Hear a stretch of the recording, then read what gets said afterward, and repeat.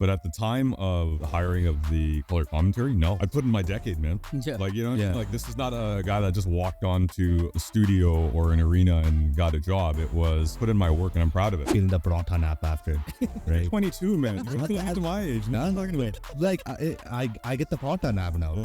Just get used to that. Don't worry about Yeah. No, that's how you know like you're aging. Oh, yeah. It says the 22-year-old, right? Like, wow, I feel so old. What's up, everybody? Welcome back to another BTR podcast. As you can tell by the setup, we're joined by a very special guest. He's a color commentator and the first ever South Asian color commentator for Sportsnet 650 covering the Vancouver Canucks. He also is the host of Hockey Night in Canada Punjabi, also hosts shows on Sportsnet 650 like Reach Deep and The People Show. And he's one of the OGs in the scene who is paving ways for Punjabis like us in the sports media. We're joined by Randip Janda. What's going on, boys? How's it going? It's good to join you here. I gotta say, first of all, thanks for the intro. Second of all, congrats on hosting a show. It's not an easy thing. There's so many things going on in the world. You guys, I know this isn't your full-time job yet. Yeah. But congrats on taking the initiative, and it's awesome to join you. Yeah, no, appreciate that. Once again, congrats, first ever South Asian. That's crazy. So before we get into it, I just want to ask you one quick question. Yep. How fun was it covering the Vancouver Canucks calling games this year as opposed to last year, which was a rookie year? And usually there's a sophomore slump. For you, there wasn't really a sophomore slump that way. No, not at all. It was actually the opposite, because the first year was like straight into it. You can't even think about it. You can't really, like, you appreciate it on a night-to-night basis, but like it was hit the ground running and just go. Okay. This year, the team was so good, right? Winning the Pacific Division. I'm not going to lie, I had them as a playoff team, but more as a wild card team than winning the division. And then just to be in my role too, I work alongside Brendan Batchelor, who's a great guy, ultimate pro. Like, I know how much lead work he does. He's the best. And just being there, hadn't done it before, it just felt so good. And then you have a team like that is, just hitting the ground running, and they're so wired to succeed with Rick Tocchet. Like, it was so fun. In the playoff games, guys, like Vancouver during the playoffs, we forgot how good it was, right?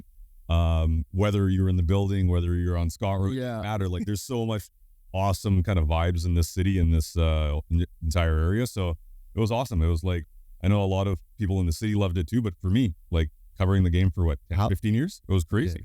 How intense does it get doing play-by-play? Because I see Bachelor clips online, and it's like fully sweating and calling it everything. There was somewhere, like, I think when you guys were in Edmonton. Yep. And then he posted on TikTok, so you were on the side by side. Usually the home ones you weren't. Yep. And then you see your reactions on the side, like, yeah, because you have the fan aspect too, but then you can't be showing that. Well, it's so intense too, right? Because it's a playoff game, and it's the moment where, whether it's a game winner or a game tying goal or a comeback like the Nashville series, where they're down and Brock ends up getting the hat trick and all of that. It's just of course there's a general excitement. And with Batch, it's different. Any play-by-play guy, I've worked on the Hockey Night Punjabi side, Hadnadino, or like Bhupinder, who I used to work with. All these guys, like, and I've done play-by-play and certain kind of behind-the-scenes stuff as well. You've got to be on it. So like the intensity, you can't the color guy can kind of look at other things and analyze maybe away from the puck. The play-by-play guy can't do that. Like, you got to be on it. So they're wired, and that intensity that he brings is so important to his call for Brendan. And for me, it's like, I have a second to breathe. I have a second to analyze. Yeah. So he's going intensity, and then my reaction, and I'm kind of looking to say, all right, how'd that develop? All right. And then I can take that second to jump in. But it was funny you mentioned that clip in Edmonton, when we were both in the shot. To my left, on the other side of the glass, is Ken Holland. Oh. So it's not only are we calling that game and the Canucks are winning, but it's also the GM of at the time, the Edmonton Oilers. So they were having the opposite reaction on the other side of the glass. So it was awesome, man. Any plans to do play-by-play?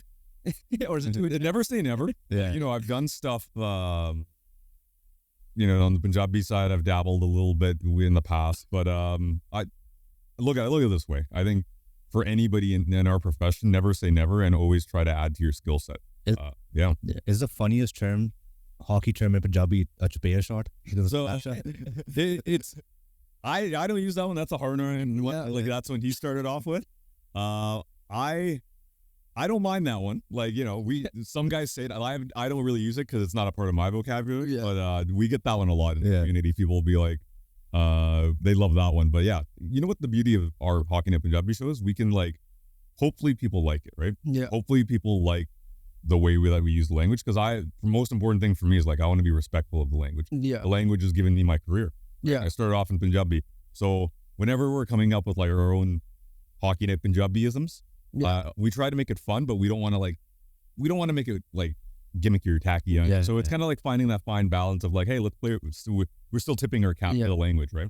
Yeah, no, speaking last thing to play-by-play before we go with the quick-fire questions here is speaking of back to when you said Brandon Batchelor, I'm sure, does he have a book of notes?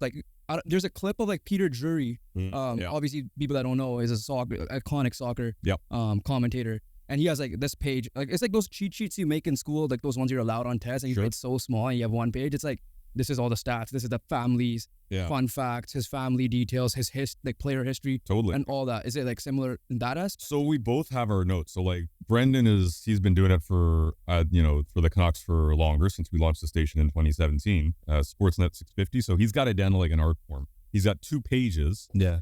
But there's tiny notes, but he knows. And what makes him really, really good at what he does is that he internalizes a lot of it. Yeah. He might double, verify during the game call just to double check something, but most of the stuff is up here for him.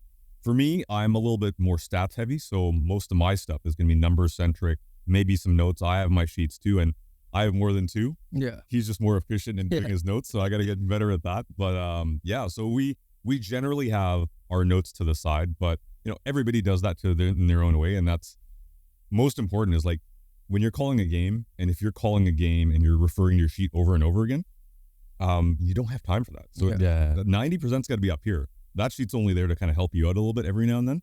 But yeah, we got to internalize it. But we usually have a couple of sheets. We'll touch base on it a little bit more, but let's get into some quick fire just to get to know you a little bit better. For sure. All right, starting off, favorite sport.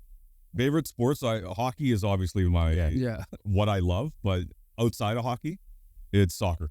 In the late 1990s, I'm going to age myself compared to you guys, you're much younger. I fell in love with Zinedine Zidane is my guy. I started watching him, and then Arsenal and Thierry Henry. So soccer is my favorite sport. Favorite sports teams, obviously Arsenal's one, Canucks another. So any other ones? Yeah, I'm kind of all over the place actually. So Arsenal, grew up watching the Canucks, Hockey Night Punjabi. So I'm not I don't classify myself as a fan anymore because I work in it. So, but grew up, no doubt, in the Vancouver area, being a Canucks fan. I'm a Miami Dolphins fan in football because of Dan Marino. I just love Dan Marino. It was the ultimate in today's NHL or NFL. He would pick up crazy yardage. The New York Yankees. So I know there's you made a face right there, so I can already tell you what you think there. And post Grizzlies, because I'm of that area. They played in Vancouver. I didn't have a team for a bunch of years, and then I went to MSG, and I'm a Knicks guy. So we'll see if Vancouver ever gets a team again. I might switch back, but for now, the Knicks are my team, and as you can tell, a lot of the teams that I follow don't win very much. So hopefully, that was a good time though. Oh yeah, you know what? And they do win. Those teams, right? Yeah. Arsenal hasn't won in years either. So one day. So we have 2 direct rivals because we're Jays fans. Okay. We're a Yankees fan. Obviously, United, Arsenal. My cousin's gonna love you. He's an Arsenal fan. Who's your cousin? Not Jeevan, but our other cousin. Oh, okay, so they're Liverpool fans. Oh, okay, they're Liverpool fans. Very good. And then Miami, I don't hate Miami. I have no problem. Yeah, we haven't done anything. And the Knicks, he's a Raptor fan, so maybe I don't know how much you have. My beef's more with Embiid. I think everybody beefs with Embiid. At the point he's done something or he's had a moment. But Knicks are also a team maybe on the rise, but they haven't done anything. They've been so bad for the last 20 years that they got no beefs with anybody because they've never been good. It's more so, I guess, the beef with Stephen A. Smith rather because of the media side of things that are Knicks fans or the fans. Not excluding yourself, but mainly in New York, I guess Cowboys, for example, that type of. Totally, but with the Cowboys, at least they had a couple of Super Bowls. The Knicks haven't won since 1970. They actually, in a way, they haven't. Them and the Canucks have a similar story. Right? Yeah, they entered the league in the 70-71. Canucks haven't come close a couple of times, but never won. Yeah, and the Knicks, but. Those are my teams. Yeah, Knicks got the power of friendship. Though. They got the man. Jalen Brunson and his boys, his college boys. Be honest, you're taking that pay cut or no? Well, his dad is with his godfather. He's gonna get his money at some point. Yeah. If I had that situation where I knew it was coming down the line, I might.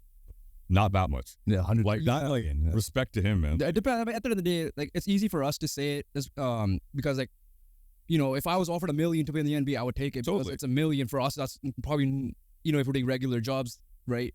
We're not gonna come close. Yeah. So it's easy for us to say, but once you're in that area, it's like, okay, well, if this guy's getting so and so money, I'm the same. Well, let me ask you this question, right? So he's a New York guy.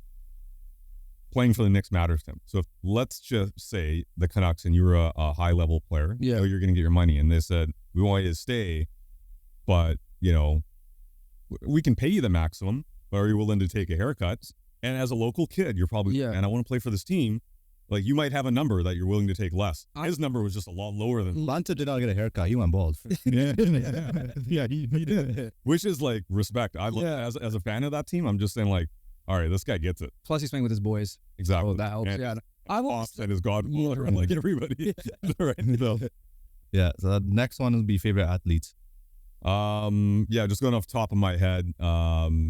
Growing up, big Pavel Bure guy. So that's the reason I got into hockey. So if I'm going in the history of me as a fan, Pavel Bure, I mentioned Zidane in soccer. He's my all-time favorite player, even though Ronaldo and Messi and the Maradonas and the Pelés, but like Zidane, perfect. Like not the fastest guys, but probably the best first touch in soccer history. Just an absolute clinical player. And then, yeah, growing up, I was a big boxing guy. So like, I'm going to mention names that maybe some of the listeners know about. Not Bernard Hopkins was kind of like a middleweight champion that had like 20 plus title defenses. I went to watch a couple of his fights and just loved his like just cerebral, kind of like a Floyd style where it's just like you could try to hit him, but you're gonna miss him. You're never gonna hit him, and he's gonna counter punch you. So that, and I'm trying to think here. Oh, MJ, come on. Yeah, I'm of that generation where MJ, you know, when you think of sports perfection, it's Michael Jordan.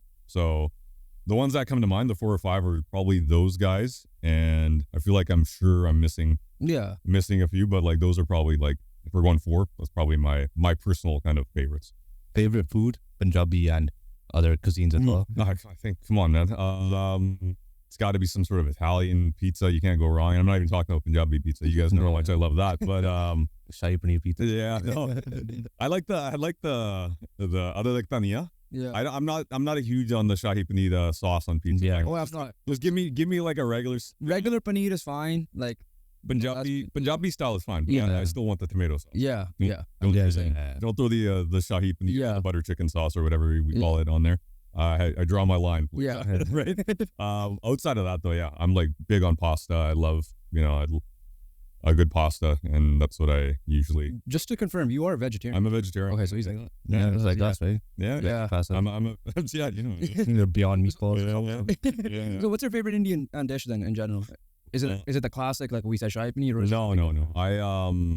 I like that stuff, but that's like luxury kind of. That's party stuff. Yeah. Like if you're not eating, like you're not eating, maybe more now. But when I was growing up, shahi paneer was not even a thing. Yeah. Like it was like it came in like maybe the last 10, 12 years. Takeout. Right. Whereas takeout or reception. Yeah. Whatever. Yeah.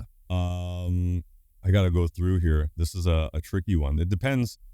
Like if you're going out or something like that, like I'm a chole bhature guy. Yeah. I'm that way. I love that. Like, so if I'm going to a restaurant somewhere in Surrey or Delta or wherever, no free plugs on the podcast. Maybe. But like if I was just eating at home, I'm aloo paratha. Yeah. Like honestly, like a good like weekend where you get up on a Saturday or Sunday and makes aloo paratha, like you got the biggest smile on your face. So that's mine. Like for me, like if you want to go luxury ways, chaat papri. That's hands. Like, that's my. I'm a golgappa guy too. Yeah. I would say chaat papri, golgappa are my favorite appetizers. Also, are great, but that's like obviously our most common. Yeah. House-wise, like everyday food, it was more like chawl with like dal or rajma, or something. Like matar paneer. Chawl matar paneer is why we mine, and then obviously the aloo parathe. Yeah. The thing with aloo parathe now is I like them less because I'm getting older and I'm feeling the paratha nap after. Right. 22, man. You're at my age. Man.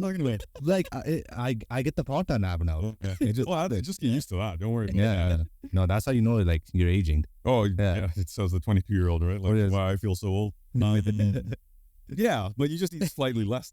Huh? You can't eat like you gotta stop a little bit. That's a different problem. That's a different problem. Instead of having the 3, maybe you have like 2 or 1.5, right? Like I'm at least like 3, 4. Yeah, that's young man problem right there. You're good. Once you hit like 29, 30, you start to gain those pounds. Up until 27, 28, you don't feel that weight. All of a sudden, boom, hit you. Any hobby outside of sports? For a while, no. Because honestly, I used to work 6-7 days a week for like 7 years to get into the industry. So I got my interest, but like I love traveling. So then I work on a hockey schedule now. It's kind of like a teacher schedule. Yeah. So the ability to like learn about different cultures, you asked about favorite food. That's the best way to take it in, man. Just go travel, see the world, meet people. I'm a big history geek, so I like reading. I like podcasts, whether that's, Punjabi or Indian or, history of that region, like Pakistan. I went there when I was a kid. Yeah. My parents we actually been there too. You've been there as well? Yeah. 2015. Yeah. So I went when I was super young. Like I went when I was 11 years old. And since then, like my parents kind of opened my eyes to the world, and I love learning about different cultures. So more than anything, I like reading. I like traveling, just kind of stuff that opens your mind a little bit. Yeah. Favorite movie or movie series? Okay. That one's easy. I'm a Godfather. I knew it. It's a slow moving, it's one of the greatest movies of all time, if not the greatest. But if I had to pick one, I'd probably go Godfather 2. Okay. Just because it's like, I like the flashbacks and Robert De Niro and Al Pacino, and so I'd go to the favorite TV. I know this answer. TV Sopranos. Yeah. There's a heavy mob theme in my both of my things, but if I had to pick one of like which one do you feel more strongly about, it's actually The Sopranos. Okay. Because I love the comedy and the drama. Like it's a hilarious. Recently they were talking about The Bear and the show that's on now, and got a lot of nominations of it's not why'd they dominate as a comedy? Sopranos is legitimately like a drama and a comedy. It's one of the funniest shows. So easy. Sopranos, no, like not even thinking about that one. Favorite singer/rapper? This one's interesting because growing up, you have your certain favorites, but like as you get older, you look back at music and you kind of like, what do I listen to now? So like, are we talking about like rap / Punjabi or anything? Go both English and Punjabi. Yeah, I think like Punjabi, I won't say greatest of all time because I think that's too difficult for like I can't pick. Yeah, I think there's so many different like great. It's like athletes developing like. Yeah, it's like who do I enjoy right now, or who do I appreciate, or just make it simple that way. I think for me, like obviously, we've got like the high, the guys that have the biggest names like Diljit and all those, Karan Aujla and everybody. But the person that I actually appreciate more than anybody right now, just because I think he stayed really true to his art form, is Raf Cepeda. And I like Raf because, and this is not a shot at anybody else. Yeah. They're amazing at what they do, super successful. But I feel like with Raf, he kind of took like a slower path because he didn't want to rush his process. And so now the stuff that he's coming out with now is like unbelievable. This guy's worked with Nas. He's working with like, Ghostface Killah, like just all these, like he's doing something different. Yeah. He's merging hip hop and Punjabi, but he's like a folk singer as well. Like this guy will do Binda Lakia style songs. He'll do like Nusrat Fateh Ali Khan type. Like he's so skilled and he's so good at what he does that I just think like I really appreciate that, where this guy is not, he likes what he does. He hones in on specific things, but he's so much range too. So when it comes to Punjabis as of right now, and also like Punjabi in the sense that he's from Pakistani Punjabi, which is like, we're all the same. It's kind of cool to see people from both sides of the border appreciate his music. On the rapper side, this one's tough because it's like I grew up as a huge Tupac. Right? Like most guys in Southeast Vancouver. But like to this day, I still love Tupac and all that. But like I have a greater appreciation for other MCs over time. So if I usually, for me, like the golden era hip hop is like the mid 90s. So I'm gonna throw tough one, man. Like I think you have to go with like the Tupac, Biggie. Obviously, like now Kendrick is. Yeah. I appreciate rappers more than I do.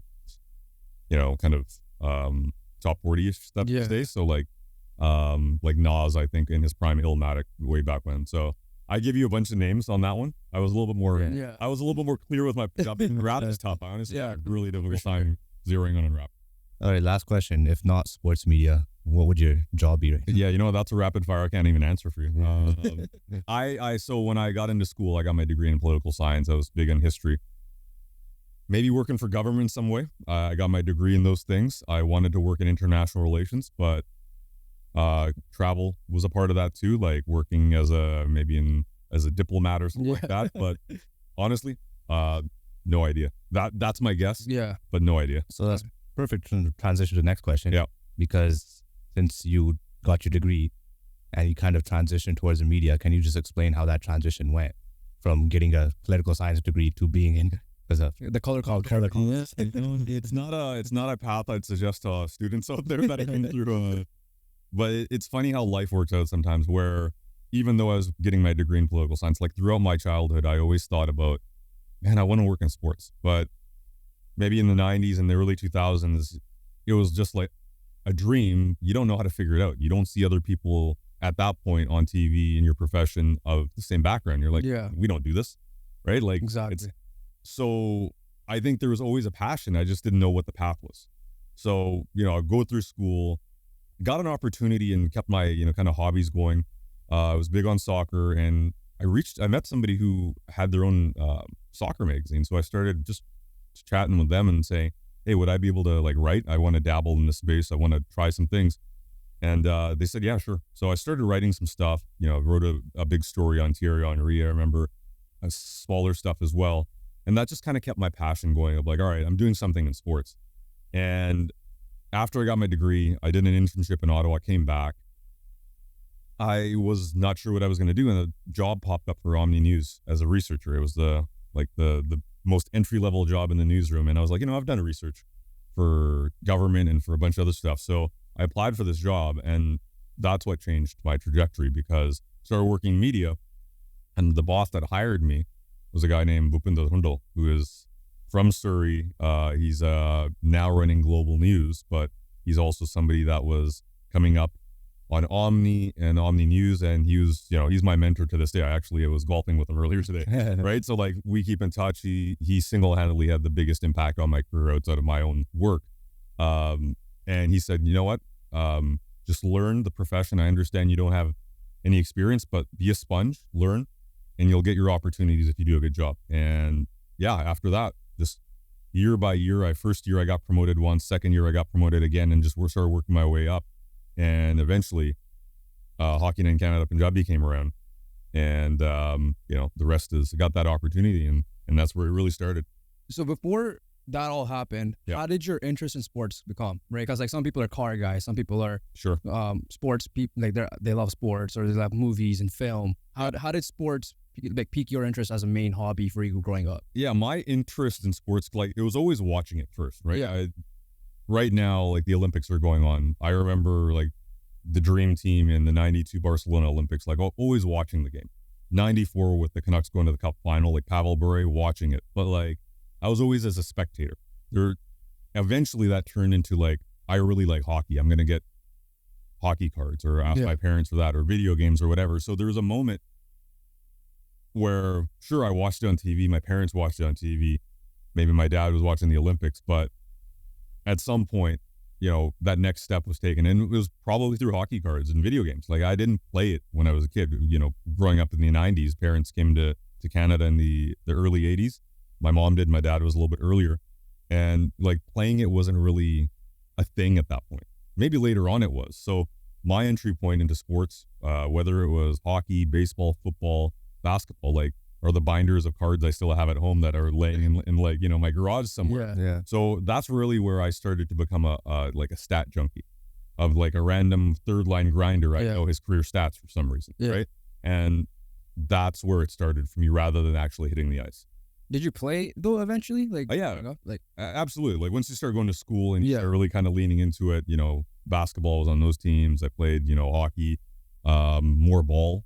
Just because I had a late start, so you're not able to play super competitive, in my days. But play it at a pretty, decent level, especially on the basketball side of things. But the one that I really fell in love with was basketball more than anything. Hockey was always as a stat junkie. Hockey was always okay, how do these guys play? It's a tough sport to get started in late. whereas basketball was a lot easier. So it was always like, I viewed basketball as a player. I viewed hockey more as all right, I got to figure out like the brains of the X's and O's behind it. Like, from a distance rather than actually playing it, right? So the thing with me especially, maybe him as well, it's like growing up, yes, like my dad wasn't like, I know your dad is a huge sports guy as well from listening to your interviews in the past and stuff, and whenever you were on the air. But like my dad obviously had hockey in the background. Cousins, mom, mate, everyone like had hockey in the background. But I don't think outside of us two, no one in our family except for my mom is like kind of was into baseball. So it's like how the classic notion with baseball is so boring to watch, which obviously we agreed with an extent. Just got living here, not doing anything, right? So then I'm like, well, it's just like, obviously you growing up, you don't remember basic cable. It was like channel 2 was guide and it goes to 29. So obviously Sportsnet at the time was for us channel 22. So like I Sportsnet didn't exist when I was growing up.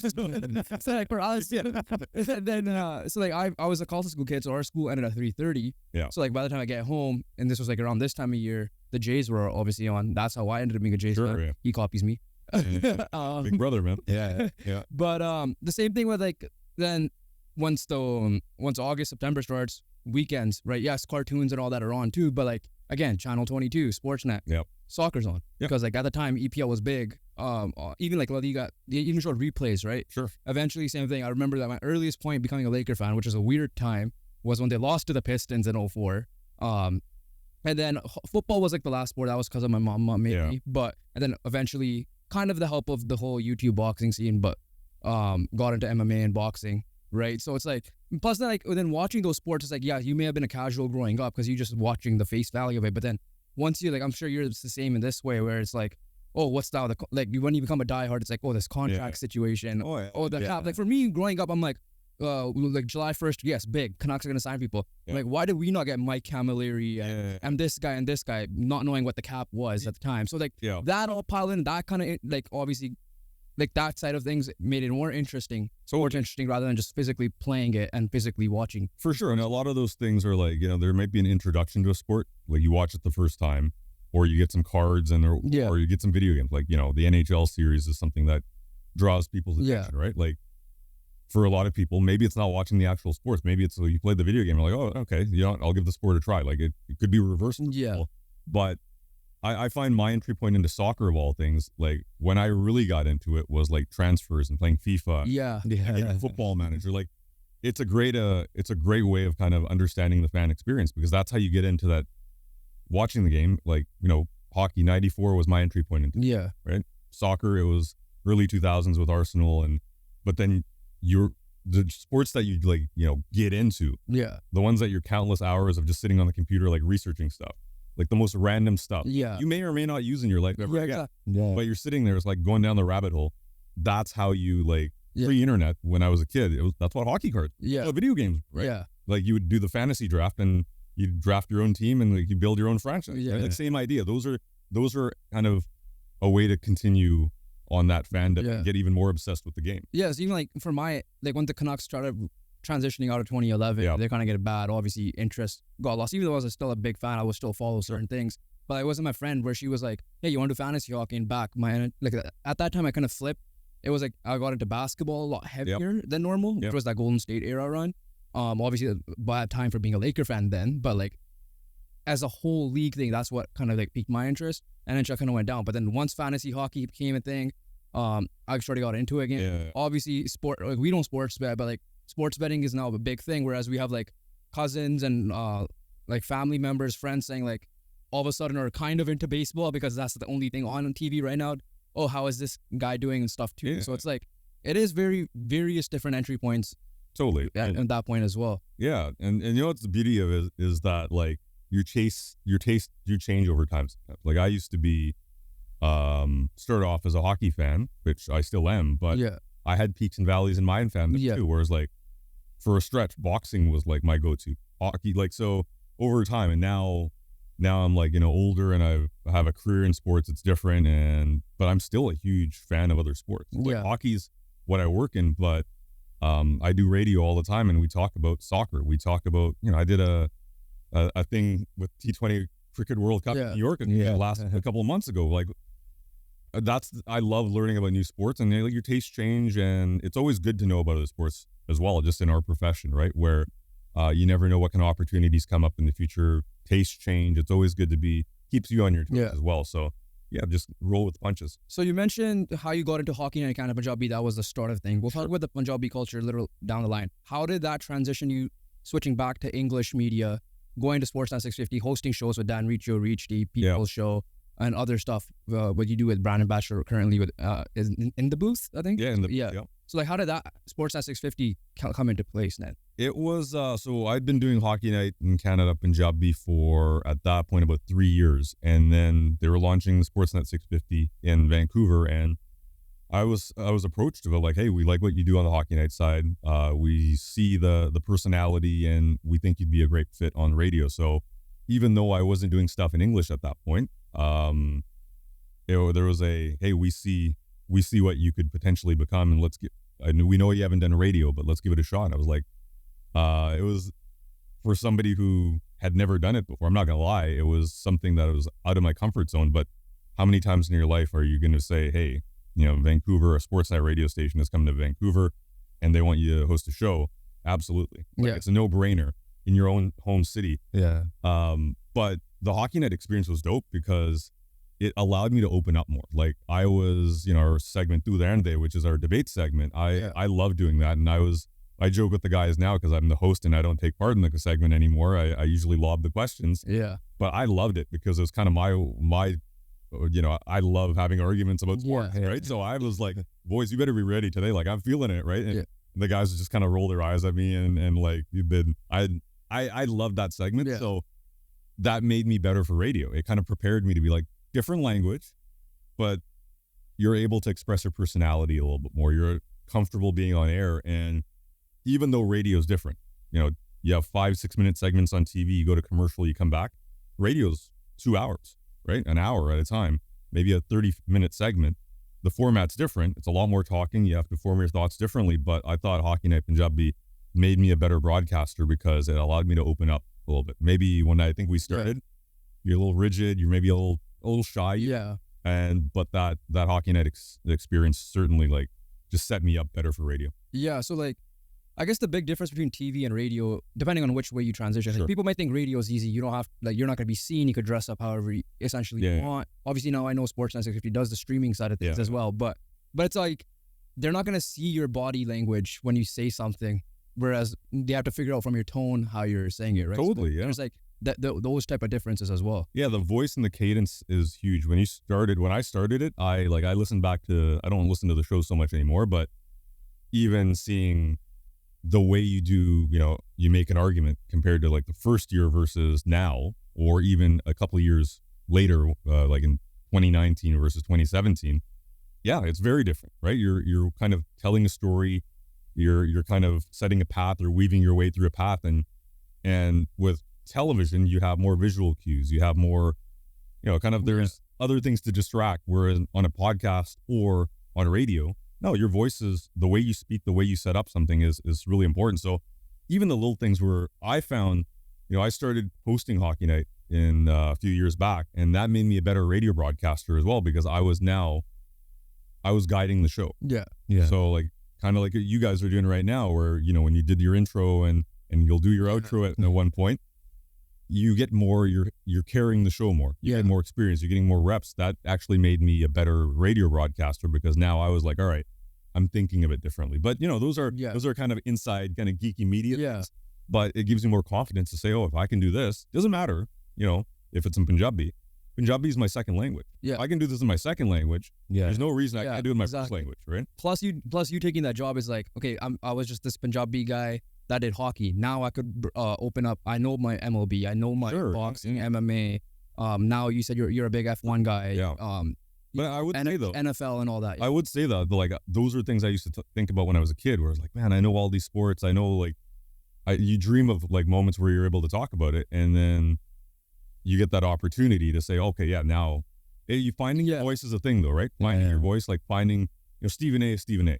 Yeah. But he wasn't born that way. Yeah. Like it took him years to find who he find out Like he was an NBA journalist before he became this guy that talked all sports. Yeah, and like even his style, like it's not like the first year when he was writing in Philadelphia or New York or wherever that was his style. No, it was like it took years, and that's natural. If a couple of years, whether it's hosting hockey night, whether it's on radio or even now color commentary, like you're finding your voice is really, once you find it, you'll know. But like you got to get there. It doesn't happen like that, right? Let's talk about color commentary. Yeah. How did that opportunity end up coming to you then? Yeah, you know what?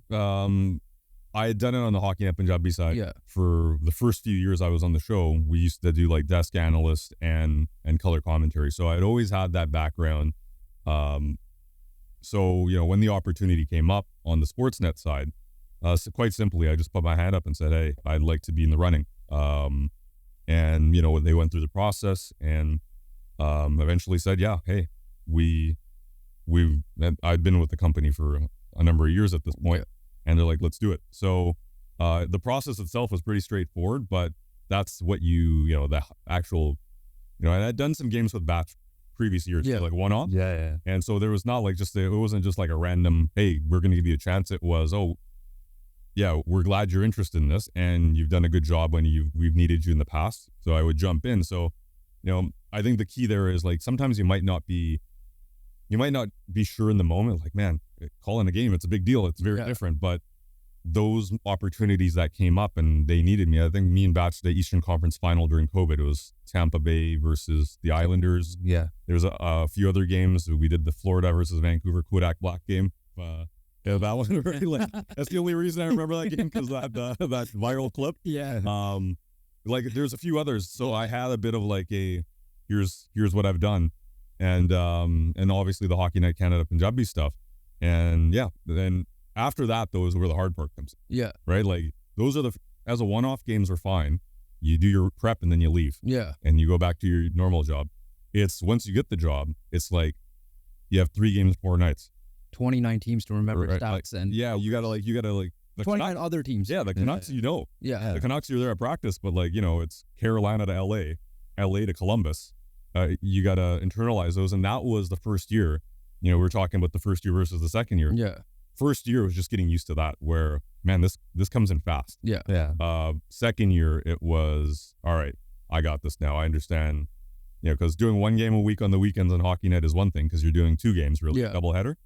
But doing 3 games in 4 nights and you're going to practices, you're doing you got all these other things too. It can be a lot for a lot of people, right? What was your favorite call?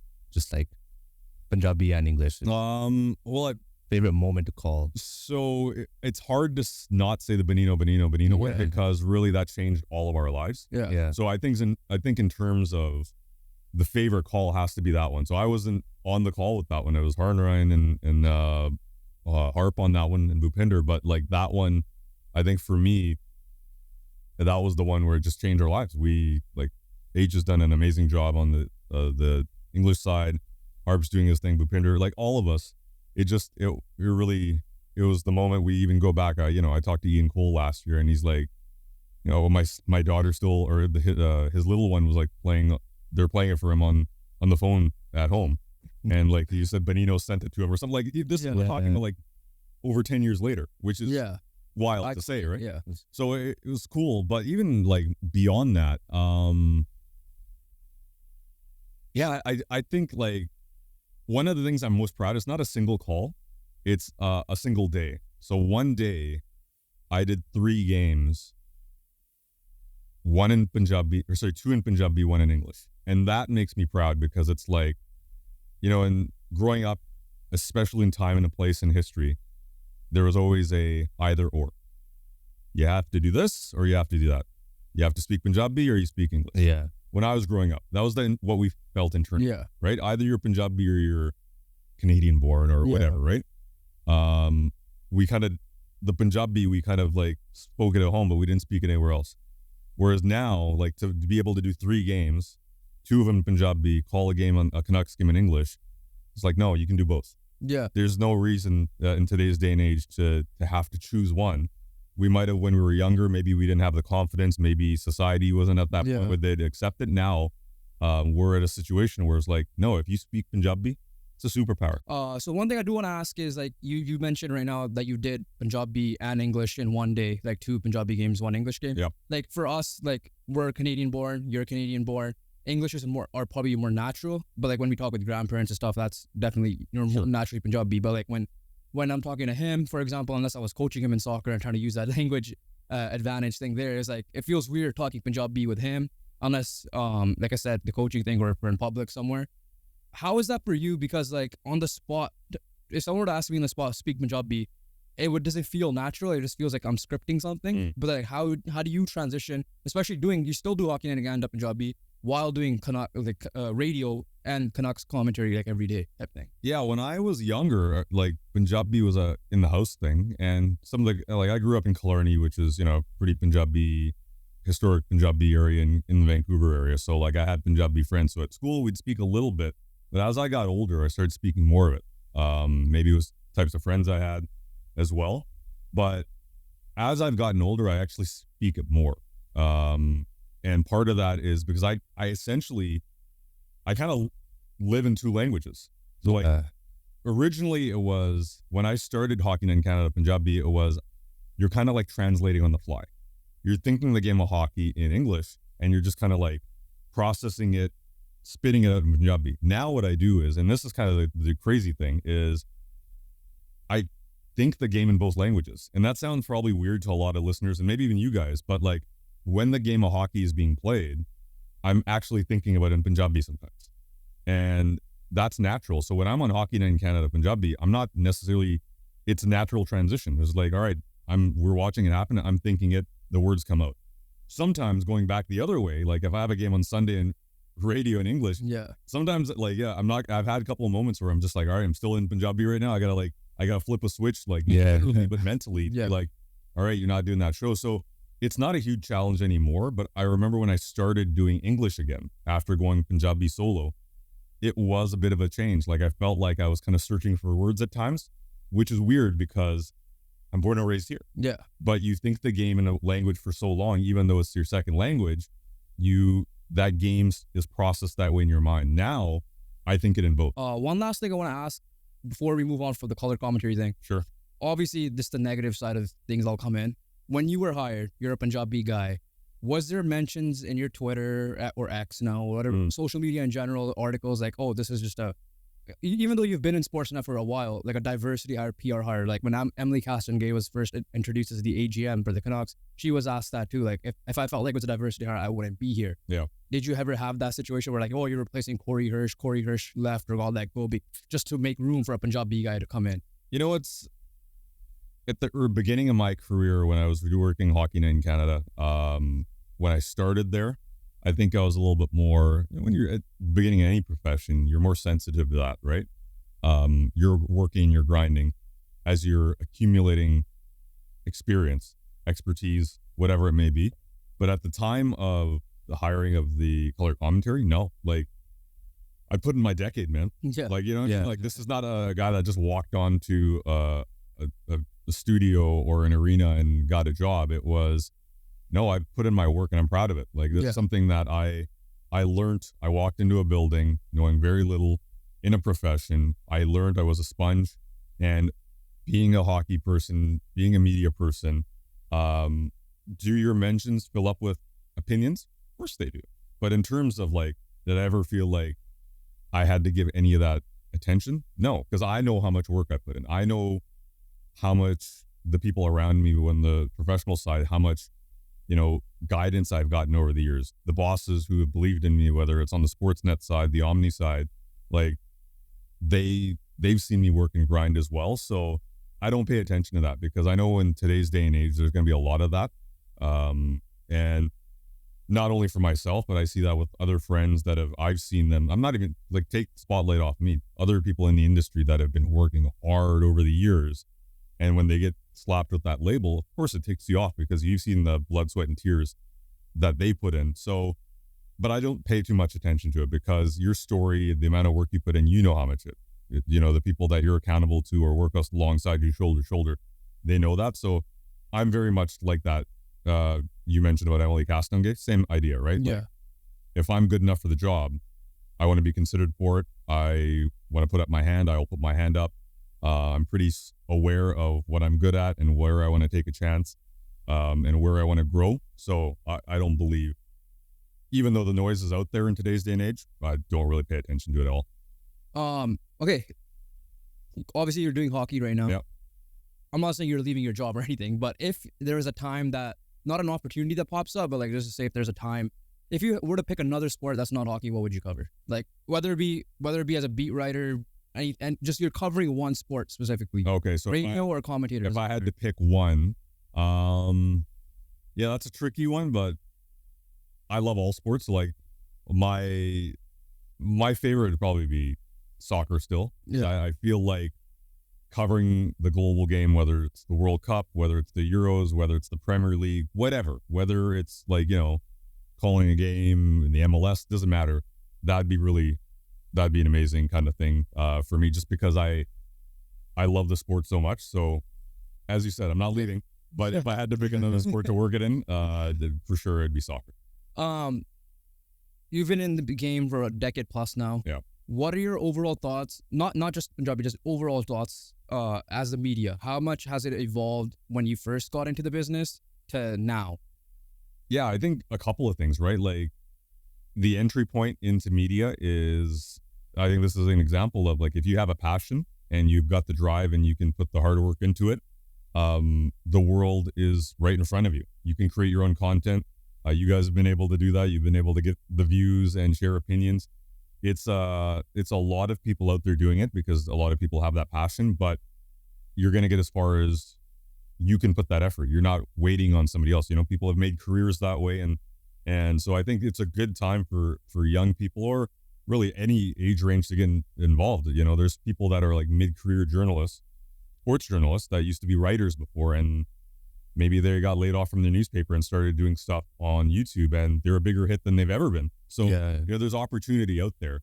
In the media profession, it's tricky though, right? It moves very, very quickly. Things change from off-season to off-season.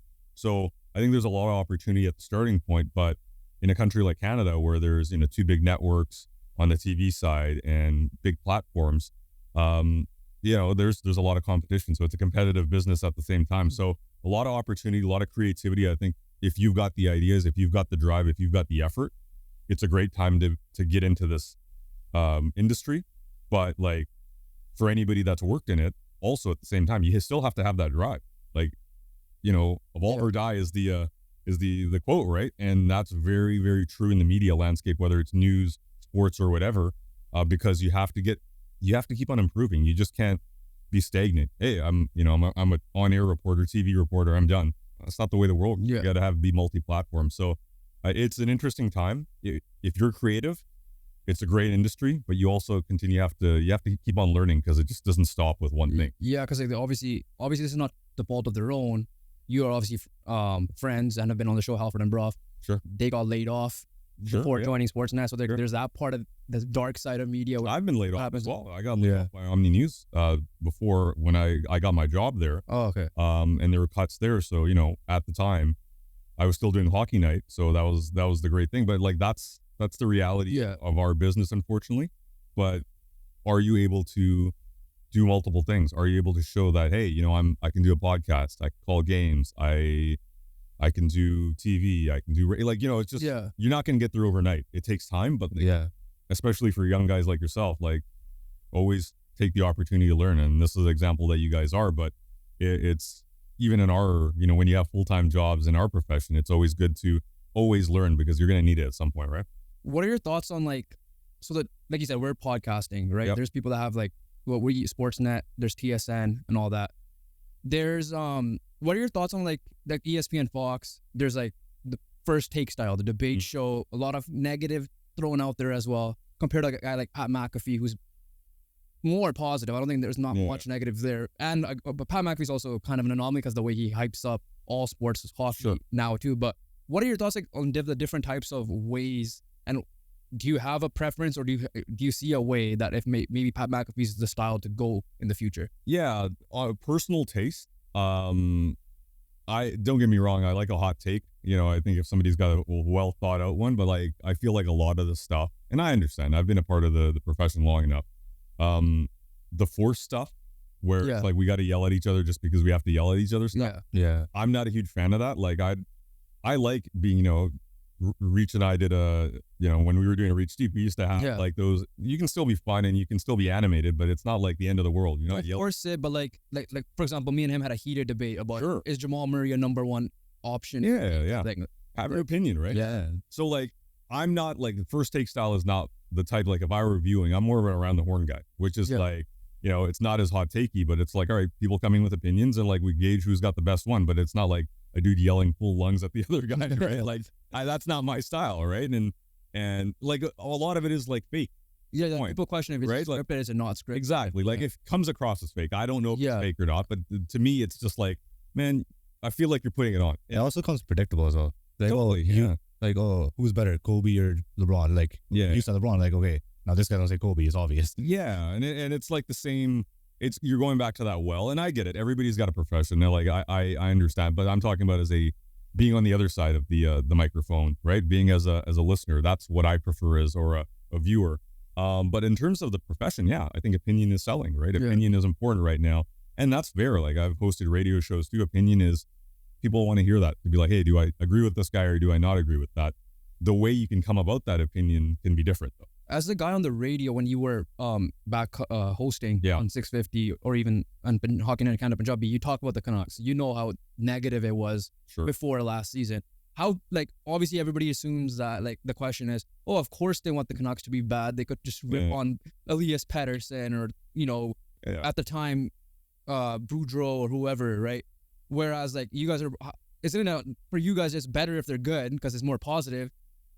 But then obviously, like, you could take the myth out right here. Like, you guys would prefer them to be good than bad, right? Well, and it's more tiring. Sorry, it's more tiring to be talking the negative the whole time when you want to be talking the positive. Like last year, it's like anything in life. Yeah, would you rather focus on the positive or the negative? And generally, the answer is positive. Yeah, right. Because as being members of this city and this province, when the team is not good, versus when they are good, like people were doing cartwheels in the streets in the playoffs. It's like they fell in love again, right? You know what I mean? Like there were smiles on people's faces. Game days, people are repping the jerseys. So from a media perspective, it's nice to be part of something positive. And I think that goes beyond, like, it's not my job to like, hey, I'm pushing a team along and cheering for them. That's not what we do. Like, like some people on Twitter do. Yeah, like for me, it's also I do the color commentary. My job is focused on, okay, are they playing well and why are they playing well? Are they playing poorly? Why are they playing poorly, right? When you're hosting a show, it's different. Yeah. Hosting a show, you got to get into the opinion. So I think the role of what you do is important. When I'm on Hockey Night in Canada Punjabi, I got opinions. Right? Yeah. We have our takes. But it's, in terms of, is it a better place to be in a city when a team's winning? Yeah. Right? Like any city. Yeah. Right? Yeah, exactly. Would you rather talk about a team buying at the trade deadline than selling? Yeah. Yep. Right? Like it's a much better conversation to have. And I'm just talking about my personal preference, but I'm sure a lot of my colleagues feel the same way, where it's nice to have this team is not going into February and March and we're going to have that conversation about trade deadline and they're getting ready for golfing season. No. Yeah. Right? And the same goes for the media as well, is that when you've got skin in the game and you're potentially covering a team that could do something, it's exciting. So not cheering for that necessarily, but if it happens, I think people are happy. Yeah. It's funny because, like, obviously I'm not trying to call out guys, but I'll just say a couple of, like, obviously people throw Drance's name out because he's like that quote unquote negative guy. But then a guy like DJ here, who's known to be a positive Canucks fan, is like at Sims, like, hey, they're in the playoffs now. Are you rooting for him or are you sad against him? Again, not those guys are killing him. That's an example. This is an example I'm just using. Like, that's what I see on social media. You have the Taj guy on Twitter, dude. I'll give you for us, I think one of the things that people generally, okay, you guys are pro Canucks or anti, like if a team is playing well, I think most folks are pretty straight down the middle. Like, they're playing well, and here's why. Yeah. If a team is not playing well, you can't shelter that either, right? Like, there's been numerous games where Tyler Myers, I remember talking about him prior to this year, and he had one of the worst games of his career a couple of years ago. And I was like, I don't know if I've ever seen Tyler Myers play worse. But this year, he played some of the best hockey we've seen him play for a very long time. So, like, it's okay to be truthful, I'll be like, yo, this team is in one right now and they're not getting out of it, versus they don't look like they can be beat. Like, that's the reality. Yeah. A lot has changed in the last year, and it's okay. Sometimes the team's not going to be good. Sometimes they are, right? Like, it's okay to be truthful. I mean, like, for example, I'm going to call you out here. Yeah, I was about to say. Yeah. So we were watching the Baines and Beers podcast on there, and they brought up JT Miller. Yeah. They're like, that's wrong. Yeah, totally. You know, funny thing is, we completely agree with you. We agree with you at that point. But like, yo, Rangers, I'm straight for this guy already. I'll be okay. I'll talk about myself for 1 second here. Yeah. If I'm wrong, I have no problem. Yeah. If I'm wrong. Like, and the JT versus Bo thing. JT, when he's winning, he's a guy that would run through a wall for any of his teammates, and guys would follow him through that wall. Yeah. When they were losing, it was seen as negatively, right? Yeah. When the team was in that spot, you're wondering, like, can this work? Is this the right personality? And dude, like, I have no problem being totally wrong on that, because he's an absolute beast. Yeah. And he's very much a leader on this team. So yeah, that one, like, I'll take the L, and I have no problem in that one. And also Tyler Myers example. Yeah. I was hating on Tyler Myers so much. My Taya hates Tyler. Our Taya hates Tyler Myers so much. Tyler's got strong opinions. To this point where he asks us, what is that? He still doesn't believe he's good. Oh, okay. Like that. Yeah. But I so on that though, like, a lot of Canadian markets are like this, where it's like you can see something in front of you happening and the guy's playing well, not necessarily your Thaya, but like in general. But like, we're not going to acknowledge that. We're going to ignore this, and still, like, people love their takes and sticking with their takes, right? Which is fine. Which is kind of like, that's what you do. The current one is Elias Pettersson. Is he gonna be living up to that contract? Yeah, even though it was like that's a bad year. And that's an open one where it's like 11.6 is a lot of money. Yeah. Right. I think the coach himself has talked about, like, how he's got up. Right. Yeah. So if the coach is saying that, I think it's fair to talk about that, like. Sorry. Finish. I was gonna say it's fair, I think, for us to have that conversation. Like, we all know he's good. The question is, how good is he? It's funny because when, let's say, you did call that out, it's like, well, people are gonna be like, oh my god, Randip is doing calling PD out, blah blah blah. Yeah. The coach said it. Yeah, it's like, he's like, why are you the one saying that? It's like, oh, absolutely. And like, I think it's fair. Like, your best players, people that are making the most money have to be. Yeah. You look at all the cup winners. Yeah. Right. Yeah. Those guys deliver, and that's not to say he can't, but it's like he's going into first year of a $11.6 million contract. It's a valid question. The same question was out there for JT, and guess what? JT, like, so that question, that next question, right? Yeah. That happens. It happened with Henrik Sedin. It happened with Roberto Luongo. It'll happen with players, 50 years down the road when the cap is like $300 million. Yeah. Right? Yeah. You know what I mean? So it's what happens. So also one more thing. So like, you know how we were so bad and nobody cared about the Canucks? Yeah.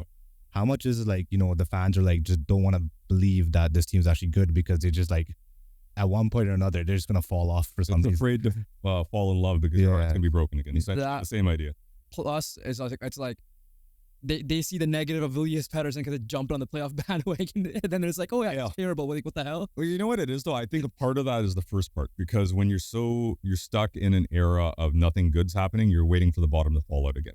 And I'll give you an example, right? You guys are Manchester United fans, or you're a Manchester United fan. Like, I'm an Arsenal guy. Yeah. And we haven't won the title in 20 years. And a lot of Arsenal fans will be like, hey, we're in first place, we're in second place, but we can't do it because there's this underlying fear. Yeah. Even though you're a positive up top, underneath, you're just like, oh, it never happens. It never happens for us. And I feel like the Canucks fans over the last decade have that, a little bit of that, just to be like, you know what? At some point, the bottom's going to fall. At some point, and it's just like, no, sometimes your team is good. Last year, your team was good. Take pride in that.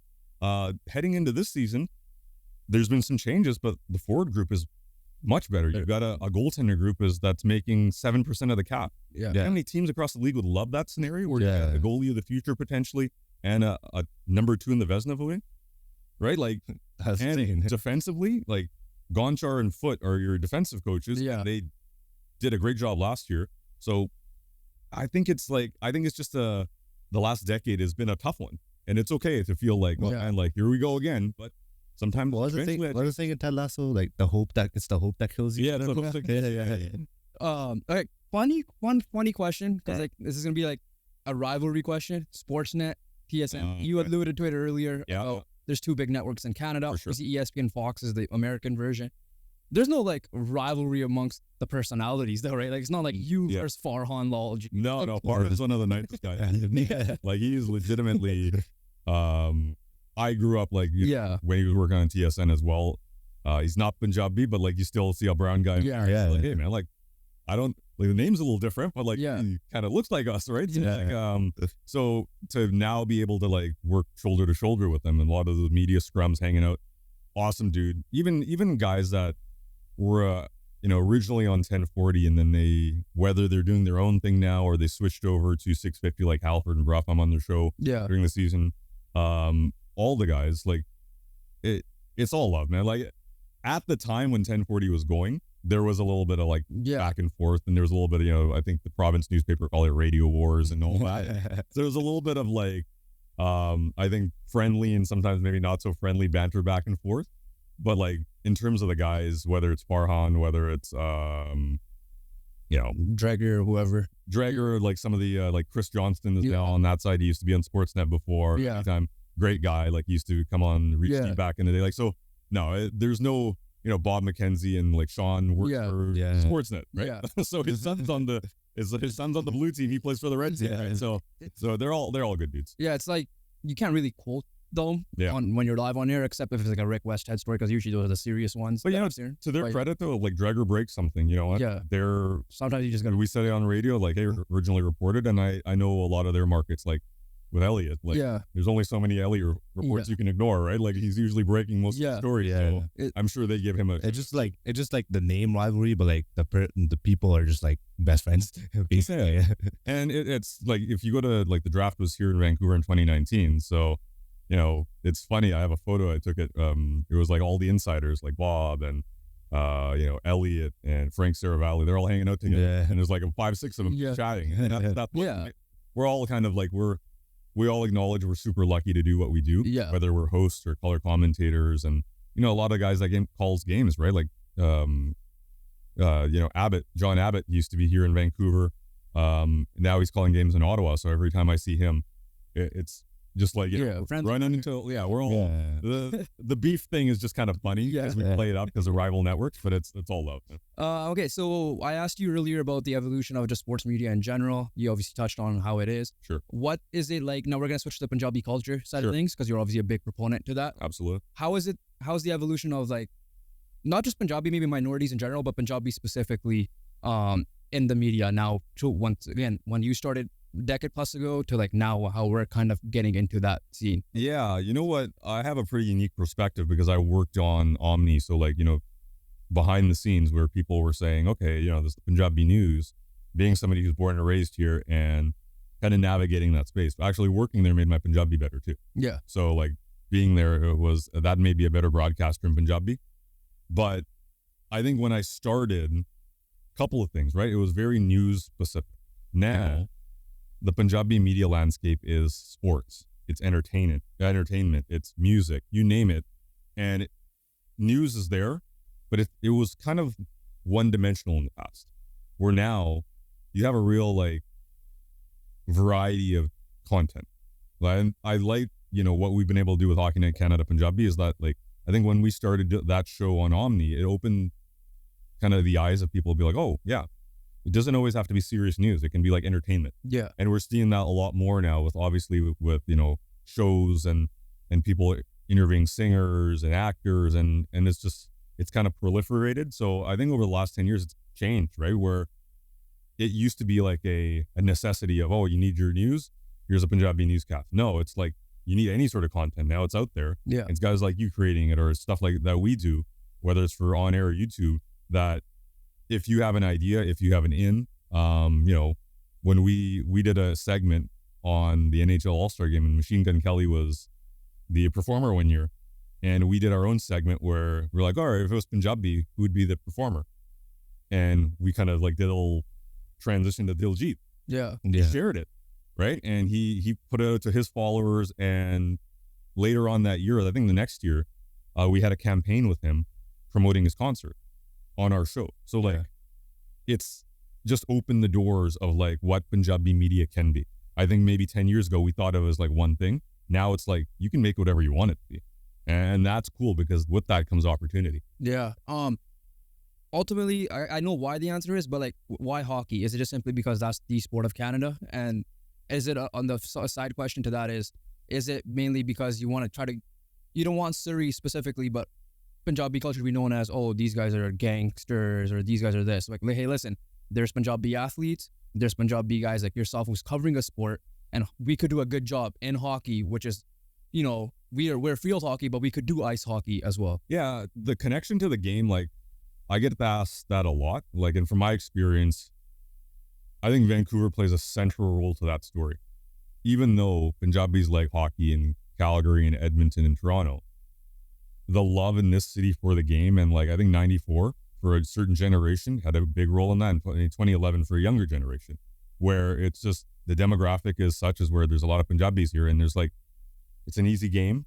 There's maybe the old school kind of link to field hockey. Maybe that was the starting point, but it's just a fun, fast game. People like that.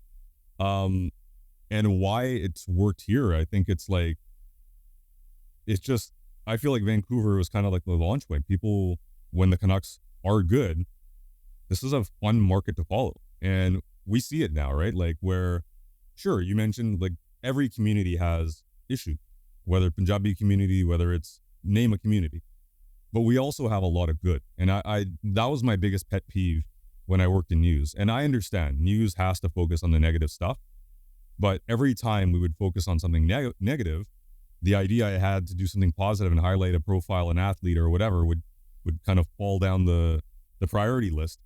There is a lot. And yeah, it makes me proud that now we're seeing, like, whether it's the magazine, shout out to all these TV stations that they don't focus on the negative. They focus on, of course, there's negative things going on. We have to highlight that. We have to highlight that in any community. But let's also shine a light on some of these kids or some of these people that are doing awesome charitable stuff, because one of us watched that, like me included. We're like, you take motivation from it. Like, man, that person's doing their Blue Onyx Free Kitchen's doing great work in the community. That strives me to be better. Yeah. Maybe that strives me to like donate to them or do my own charitable initiative, right? Or there's a great, a kid that's, like Jeevan, doing amazing things at the MLS level. I'm just like, all right, we focus on hockey a lot, but like all these other sports, like we got to collaborate here. We got to shine a light on these guys too. And that's what I try to do in my social media. And whenever we can, we try to do in hockey night. But I think the key for me is just like, we have a lot of avenues to showcase our community. So whether it's Punjabi media, whether it's social media, let's do it.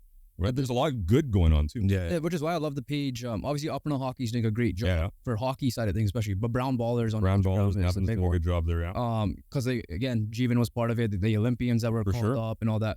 You somehow got called up negatively. Why are you promoting Punjabi people? And you know what? Yeah. I look at that actually positive, because that means that stuff that maybe a few years ago nobody was paying attention. Now certain people have a problem with me highlighting the community that I'm from, that I take pride in being from, that it's just like, no, man, it's not about that. So if it's triggered somebody for whatever reason, that's their problem. Yeah. It's not going to make me any less proud of my. You're just showcasing the athletes that show that there is a lot of positive Punjabi influences here, rather than focusing on, someone died on the streets again. And you know what my when I do that and when I post somebody doing good in the community is that when I was growing up and a lot of my friends, we didn't necessarily have that support system, right? The internet didn't exist. Now, for any kid that's coming up, like maybe at the youth level, they play with a lot of Punjabis, but you get to a certain point, you're the only one. Yeah. So, I've talked to, these are the young kids, but when Arjun Pudler was doing his thing, people rallied around him, say, hey, we got your back. We support you, right? There's, Benny Biesla, right? Biesla, there's Cooner, who's playing out in Portugal. Yeah, UV Cooner. Yeah. Just a Nations Cup on the weekend. Yeah, like he's playing in Braha, like everywhere, you name it. When I do that, it's because I want to be like, hey, you're not doing it alone. Yeah. You have people in your corner, right? Like, you don't want any kid to feel like, whether you're like 6 years old all the way to 16 or maybe 26 or 36, they're like, you're doing it. Like Amartya, he's at the Olympics right now. Yeah. Awesome guy. He's a Vancouver police officer, and he's got great support in the community, but still gonna give him a shout out, because it's like, dude, it doesn't matter if you're Vancouver, Surrey, Abbey, it doesn't, your community's got your back, and we're cheering you on. Okay, I want to touch base on this with you for a second as a guy who is a sports fan, growing up in the community here as well.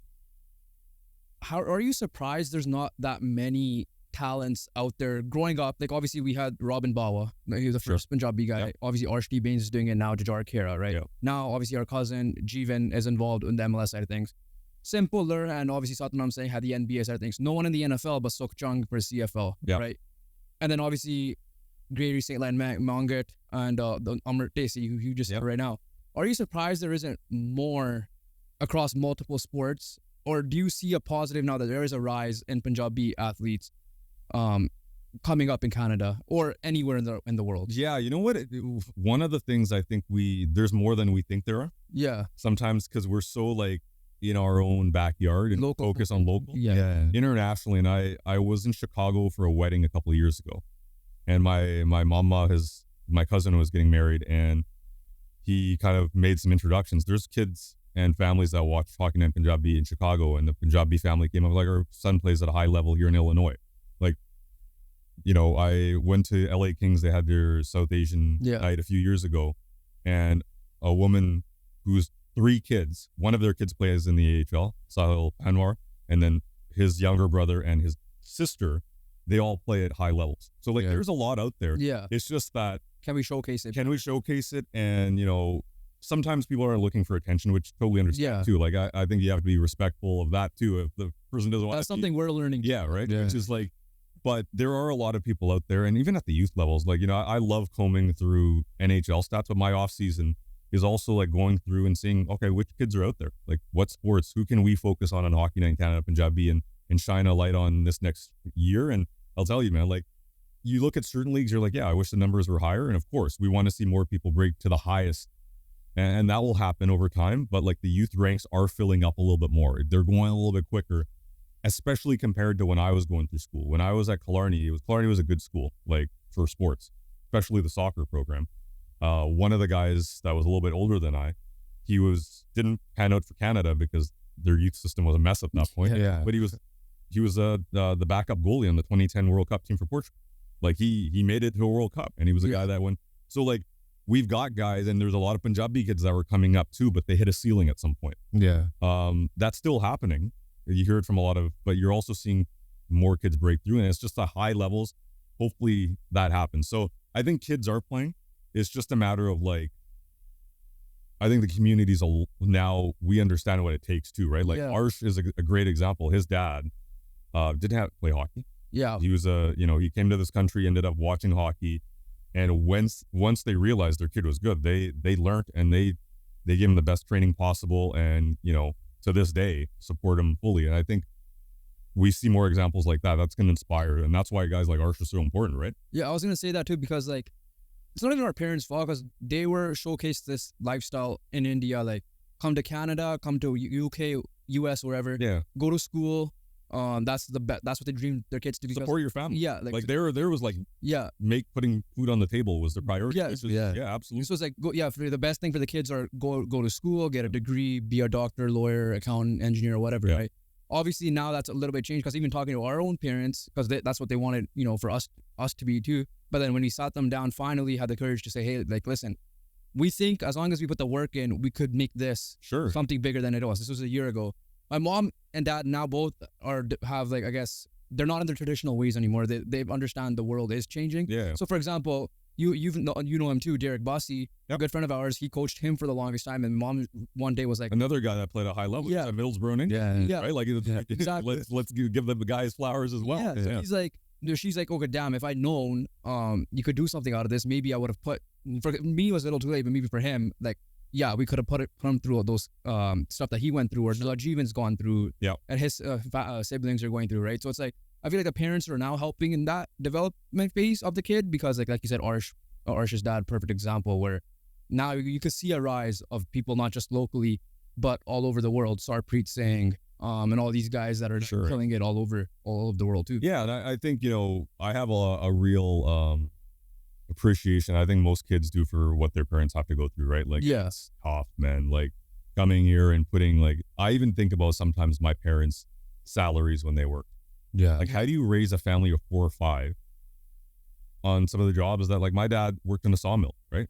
My mom worked labor. Like, they're not, but to give us everything we wanted, all the fandom, the PS, whatever was coming out. So like, yeah, that's a lot. So the not doing the sports thing, like I totally understand that, because you're just like, hey man, let's get food on the table, and but you're right though, even though that might not have happened because there was priorities. Yeah, it's the next wave of like when I was going through my, like, you know, should I go into political science or whatever, there never did a moment come that they said, like, I never had to worry about anything. Yeah, chup karke like Sean Kagan, let him do it. He'll figure out his own path. Like, which is huge, man. We don't have to, like, you know, I think we don't have to worry about like a roof over our head, or if we're gonna have a roti in these, right? You know what I mean? Like, we got that. So that is a huge factor. And I think the next generation of athletes now, sure, they might be able to play sports, or whether it's hockey or soccer, since, you know, they can start at 4 or 5 years old, maybe a little different than we were, but it's the same thing. It's just the generation, you know, of the previous parents gave them the foundation, and now the next generation is able to thrive, right? So it's great to see, but like we, in this form too, it's like you're able to use that. At some point they were like, okay, you know what, my kid's interested in sport, let's put him in something, or let's get him video games, or let's get him cards, or like, they still fuel that passion in a different way, even though they might not have been able to help you on the playing side so much in the same way, right? Sticking with the culture here, you're a big guy in terms of, like, for example, introducing yourself as Randip Janda instead of Randip Janda. Yeah. Like, you could have easily been like, screw that, I could just screw Randip, I could be Randy. Right? For example, just go the full non-brown way either. But so funny though, my dad calls me Randy.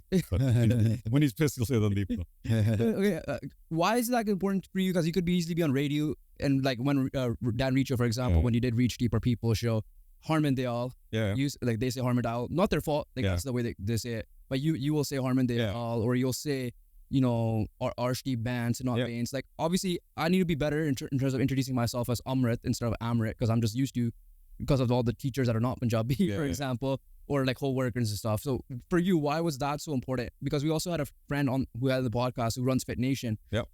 Ben, but he wants to start now going by Benipal. Right? He said the same thing. Like, it's important to me now to embrace our culture and say our names properly, because he said, like, if you could say Veronica, you could say Randip, or if you could say Melissa, you could say this name, right? Like, so why is it such, like, why are you like kind of the face of trying to put that out there? Well, it wasn't like that from day one, right? When you're navigating the world, and you're like, I when I went to school, it was like, hey, just don't butcher my name. Even if, like, you know, that used to be the mindset of like, even if you don't get it right, even if you call me Randip, like I'd had my name like, well, like a lot of Apane kids, a lot of, you know, kids of color and minorities growing up, you're just like, man, substitute teacher is going to butcher my name, right? So we come from that place where it was just like, okay. And then I got to a certain point where I was just like, I'm Punjabi. Why am I not saying my own name Punjabi? Right? Like, and even, you know, and I'll give credit, some of my co-hosts as well, like Reaches a guy that he asked me, he's like, how do I say this name? I'm like, I don't feel like that's a decision I made, where like, I'm going to say Punjabi name Punjabi, because that's the way, like, I know the language. I'm from the community. If I know how to say it properly, why would I not say it? So for my name is a start, like, and I catch myself sometimes, right? Where I'm just like, oh man, Randip Nikla, right? Like, but I try to be Randip Janda, right? Because that's my name. So I actually had somebody, this is something I've never really talked about on any platform, but I once had somebody in the industry ask me if I would ever consider changing my name, like a more broadcast friendly name. And I said no, like it was immediate no. Because this is who I am, right? And I think now media is kind of finally catching up to that. So, you know, in the end, it's important for me to say the names properly, because I know Punjabi, I'm from the community. If I don't say it properly, what the heck can I expect the rest of the community? For example, like, you're one of the reasons why I'm thinking like I should be saying it like this. You and Ben both. And I don't like pressure people, because that's not my nature. It's just like that's a personal decision I make, right? Where it's like, if somebody else, like, you know, colleagues, they say a name differently, that's cool, do your thing. Like, I just feel like if people listen to me and say, hey, Randip's saying it properly, I should say it too, or I'm saying the Punjabi pronunciation, maybe we should too. That's cool. But like, I'm not going to be like you know, that's my personal decision. I want to say Harman Dayal. I want to say Arshdeep Bands. I want to say Jajada Keda. I want to say Robin Bawa. Like, you know, or go through the list. I feel like that's my responsibility to a language that's given me a lot. Yeah, no, going back to that as well. Back to the Hockey Night in Canada Punjabi thing. Maybe do you feel like there could be a time, like obviously right now your actual your colleagues over there, Harp and there, or doing like CFL, right? And Punjabi. I think the CBL has a couple of Punjabi guys. Amrit Atwal from I think the MBM podcast over in Edmonton. I think that's what it is. And even locally here, Jagalaj Ladli, who is one of the guys that did play-by-play there, he worked on our Hockey Night show. Okay. He's one of our social media guys. Do you see it now that it could transition to maybe not obviously Hockey Night can end up Punjabi still being its own thing, but maybe it's Omni, maybe it's a different network that could be like what Halford and Brough or what people show, but in Punjabi, but could do multiple sports, can talk. Oh, look at what Ryan Garcia is doing in boxing. Oh, look at Patrick Mahomes in football, Messi in soccer type thing. But instead of just being hockey focused, like the whole broad sports focus. Yeah, I think there's definitely an appetite there, and from a Punjabi perspective, like one of the things that I'm proud of with our Hockey Night show was that when we started, it was seen as a demographic a little bit older, right? Maybe older people watch the show, maybe they weren't in hockey before, but this is their in. Now, over the last, I want to say 6-7 years, we've got like a wide range all over the spectrum where people that are younger watch the show, people that are, younger than us, in my age range, older than us. It's all over the place, which is hitting a different audience. With shows like, the one that you kind of suggested, or I've thought about that numerous times as well. I think the appetite is stronger than it's ever been, because you now have Punjabi speakers. That there's more in this country. The demographics are showing that there's more, like whether it's the most recent student push that is coming to Canada and all of that. Like you just got to make sure that your sports, like what sports are you hitting? That's the key thing, right? Yeah. And because I, as a content guy, how do you zero in on what people are going to want to listen to, right? So absolutely, opportunities there. I think there's some challenges about like zeroing in on one or two sports. Like you want to like a radio show or a podcast that hits different interests, but you also want to build a following. Yeah. Guys want to be the go-to for anybody wants to be the go-to for a certain style or so, finding your voice, finding your sport. So I think now Punjabi language, anything, man, like it's so awesome to see the sports element, the commentary. Hopefully, we'll see more in the future across North America, especially in Canada where we've got the urban centers. But even beyond that, like we're seeing Punjabi music is world music. There's people that are Kad Najala fans that listen to Kad Najala or AP or Junos is being that big. Raf is doing collaborations with Nas, and like so it's good to see just in general to zoom out and maybe there's a day when you were talking about sports doing a show, but maybe there's a music podcast with like like it's not limited to sports. Yeah. So I think the opportunity is there, like just from a sports and entertainment aspect. Absolutely. So there's two projects you have taken on that represent the Punjabi culture in a way. The first one is literally right here. Yeah, this is the best podcast based on drink preferences for sure, because these guys have the Dudh Soda ready to go. I'm already done. You're already done. You need a review show. I'm taking it slow. But yeah, no, Dudh Soda. Obviously the drink, popular Punjabi drink that we all enjoy. Yep. You branded it. Mm-hmm. You have merch. How did it all begin? And why did you want to represent that specific part of the Punjabi culture heavily too? Yeah, so it started with the drink. It's a part of our upbringing, and one of my favorite summer things when you grow up and as you're growing up, you're drinking it or you have the popsicles or whatever it was. So it's always kind of in the background. Yeah, like a lot of Punjabi isms, right? But the reason it kind of popped up out of nowhere was I was doing a show. Sorry, I wasn't doing the show. Sat Shah and Alex Ald were doing their show called Canucks Central. And they used to have a Ask Alex Anything segment on Mondays, I believe. And I forget who the listener is. I usually do a pretty good job of remembering, but if they listen to this, they'll know.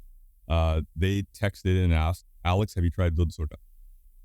And Alex, I was listening and they're like, oh, we don't even know what that is. And I'm like, I told them after the show, I got you covered. Tomorrow, I'm bringing it in.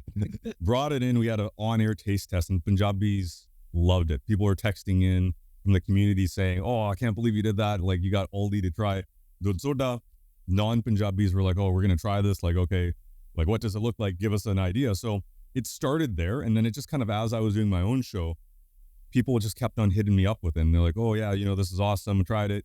They hit me up with tweets. And then I just got the idea of like, okay, that's kind of going like having a moment right now. Let's run with it. And the reason I wanted to do that was it's kind of like, it's a way to get people involved with your community, learn a little bit about your community and relate to your community and vice versa. So like, being proud of our own, we have a mutual kind of history, right? Yeah. It's a part of our upbringing. Yeah. So it's like, we can all relate.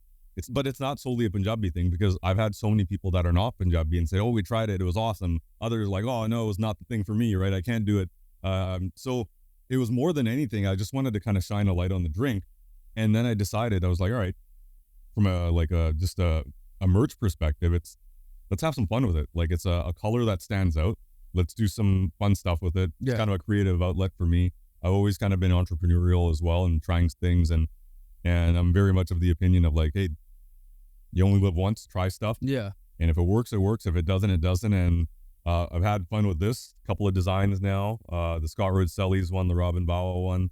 Like, just not only Dudh Soda. Right. So it's not even just like imprinting a shirt, like this picture on a shirt. It's like showing that, hey, Robin Bawa is the first Punjabi hockey player in the NHL. Sure. It is Scott Road Sellies because Scott Road is popping when the Canucks win up the breakup medals and everything. It comes from honestly a immense pride of being a part of the community.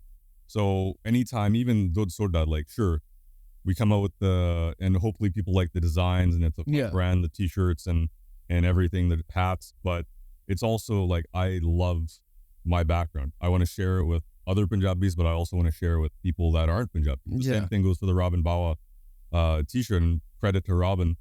I asked him like, hey, I have this idea. Would you be okay with it? Because if you're not, I need your blessing before that, right? Yeah. And he said, yeah. He's like, as long as, partial proceeds go to Canuck Place. I was like, done, easy, right? And I asked him if he had a charity in mind, and he said Canuck Place, and we got that done. So there's a great cause to it. And the Scott Road Sellies one is just, you guys are from the area. Yeah. You guys are mere minutes away from that. Yeah. That comes from living in the community, seeing the community, and wanting to be like, hey, not only it's, just like kind of taking that moment and remembering it of like, Punjabis do this, and we're gonna shine a light on it. Yeah. And whether that's through my own social media channel, whether that's like, whatever it is, like, even people are just like, hey, I want a t-shirt, because it's like, it's I've basically been a part of this since 2011 or before, and I didn't realize it'd be turned into a photo or into a graphic and a t-shirt. So it's just, it's a way to shine a light on the community, but also have some fun. Any future plans, whether that's not merch related? Like, do you have, plans, like maybe an event that features Dudh Soda, but like, like games or whatever the case? I'm totally, I'm always thinking, people that know me, that I'm an ideas person. So, I can't give you specific deets right now. Yeah. Because some of this stuff is kind of under wraps, but I definitely got some Dudh Soda related stuff coming out. The merch does its own thing, but in terms of other projects, some of the stuff just takes a little bit longer. But definitely keep an eye out. I do want to do more event specific stuff in the future, just in terms of community as well. Imagine a Dudh Soda dunk tank. That'd be might be your dream. No, we're gonna have some stuff in the future, right? Like it's cool. Community's given a lot of love. Thanks to you guys as well for supporting as well. And down the road, I'd like to, we've done stuff even with the Canucks, the Diwali games. Been set up there before, and there's been a lot of, we came out, had Dudh Soda Mithai last year. The guys at Prabhu Sweets that helped out with that. So we're doing little one-offs, but I'd like to do something bigger down the road. The other project you took on is, so far it's only one thing you've done, is Press Breaker. Yep. But essentially it is like you're showcasing an athlete and their career. In this case, it's Punjabi. I don't know if the plan was to always be a Punjabi person. Yeah. But in this case, it's Harleen Sidhu, now Harleen Dule, because she's married. Her career from starting up here in Surrey to ending up in Nebraska and now back here coaching locally. Yeah. So why wasn't it, again, I guess it's how you showcase through Twitter and social media, but is that the similar vibe for this? But this time you wanted a bit bigger showing of big athletes that did go through it. Right now it's Harleen. Maybe in the future it's Arjun Puller or whoever you decide to do. Yeah, that one was interesting because it was there was a group of four of us that kind of got this project going, and all of us are from very different backgrounds. Puneet Singh is very well known in the community. He's works in the art scene, but he's a historian. Just a fascinating guy. Big on Gatka too. He's got a little bit like sports, and he's a big hoops fan. Yeah. Abu Bakr Khan is he's a filmmaker. Yeah. And former basketball player. And we got also, it was just Bal Dillon as well, who's the coach at Burn Creek Secondary, and he's the baller. Yeah. Let's come by, and I got the media kind of aspect and the storytelling aspect. So it started from just talking to these guys individually, and for me it was mostly Puneet, but then he brought us all together, and they had this idea, and they're like, hey, we want to tell the story. She's one of, her journey is so awesome. We're essentially going from Khalsa school to Nebraska. Yeah. And let's tell this story, and hopefully this leads to other ones down the road. And, I think the important one for us was Harleen, was just because her story is so, ups and downs, the knee injuries, where she's at now. And yeah, back then there was a lot of buzz around her too, right? So, yeah. There's a lot of people that didn't know about her. So I think it was a perfect story for that. But, and we got some great love on that. We ended up airing it on Sportsnet, on City TV, on Omni. So it got, for your first project to get TV time, it doesn't happen that way. It was amazing. Yeah. We watched it. I encourage everybody watching it who hasn't. I think it's on It's on YouTube. It's also on, I think they just, they've got licensing. So, Omni and City TV put it out whenever they want. So just keep an eye out for that. But yeah, it was an awesome project to get started on because it gave us that experience, but it's very much in line with what, all of us, all four of us want to do. We want to tell stories with the community, right? She's a pioneer in her field, but she's not the only one. And, maybe some of these stories about pioneers, maybe they're some of them are more serious. So we do have other ideas, but with filmmaking, I come from a live TV background. Yeah. It's just you do a segment and guess what? It's over. Documentary, I have a real appreciation for documentary filmmakers because it takes a long time. The process takes a long time. They're very meticulous. So the hope is, at some point we haven't started working on anything yet, but I know whenever we get together, we have a huge list of things we want to do, but our start was good. So we definitely got a long list. Okay. Yeah. One question for to ask earlier before we get to some of the fun topics here. You do live, you've done podcast recordings as well. Sure. So obviously we're strictly podcasts, as you could tell, people are gonna probably might not, depending on this guy. It's it. There were some bloopers at the beginning of me trying to introduce, and I could easily cut them out. Hopefully he does. Well, you need that cut. But for you, and you've done both. When you feel like you've messed up live, it's just how does that mess up with your psyche? Maybe when you first started, maybe you're a pro now. How does that go through your head? And on top of that, if you say something quote unquote questionable that could cancel you down the line or even right away, how does your thought process go through something live, whereas you could fix while you're doing pre-recorded podcasts? Yeah, I think it comes down to confidence for both of those things. When you start anything, rarely do you have confidence where you're just hey, I can do this. When I started on Hockey Night, I felt like it took a while, but I settled into a groove as an analyst. Then I switched to the host when I got the hosting gig. That was the biggest eye opener because you're guiding it, shows you, right? You're responsible to guide the ship, whether it's Ron McLean, whether it's David Amber, Carolyn Cameron, whoever. So that one was where if I'd screw up, I'd internalize it or I'd let it affect me. Over time, with that experience, you gain confidence. And then now, if I mess up, we have fun with it. We crack jokes like Gurp and Tak and I on the show. If they mess up, you better believe I'm going at them. If I screw up, they'll make fun of it too. So I think it's experience getting your reps and also understanding a mistake is a mistake. It only is something if you compound it further and you make a bigger deal out of it. In our business, of course, communicating an effective point and saying what you mean to say is really important. But, you're talking about, sometimes we hear improper points being made and somebody says something by accident or whatever it is. Like you're not able to communicate maybe the best way you wanted to. The only way you get better with that is through getting more reps and being confident to be like, oh, I know how I need to say this so I don't screw it up. Yeah. So I think on both fronts, whether when you do screw up your delivery or whatever, it's just like, hey man, like it's not rocket science here. It's not brain surgery. You're just having fun. We're covering a sport, and if I screw up a delivery or if I screw something up, let's roll with the punches, right? And that in the turn actually decreases the pressure on you because you're having fun. And that's where we're at right now with Hockey Night. I had a similar thing with radio too. When I was starting, I was so rigid because it was new to me, and I felt like every little stutter was like, oh man, what am I doing here? Yeah. But the more reps you get, the more confidence you get, the more you find your voice.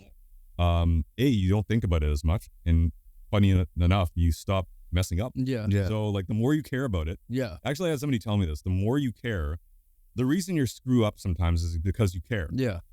But you might care too much. Yeah. And that's not a bad thing. But like, just try to care a little less. Yeah. Right? Like it's a weird thing. Yeah. You screw up because you care. So I think that just happens with experience. So for me, it was just about like get the reps in, and like it's okay to make fun of yourself sometimes. All right, we're gonna go back into some quick fire. Let's do it. It could be like little story times as well here, sure. But first one, highest sports fan moment and lowest sports fan moment. We could share our stuff as well. Yeah. If you would have singled out one though. Yeah, I think for a lot of people in Vancouver, it's obviously centered around like the Canucks. When I was in 2011, I was like working in media already, so I don't even consider myself. Yeah. Like I was out of my fandom, so to speak. I was in the profession, so I know for a lot of folks it's 2011, but not for me. Lowest fan moment. This is a tricky one because it's like you guys know which teams I support. Yeah.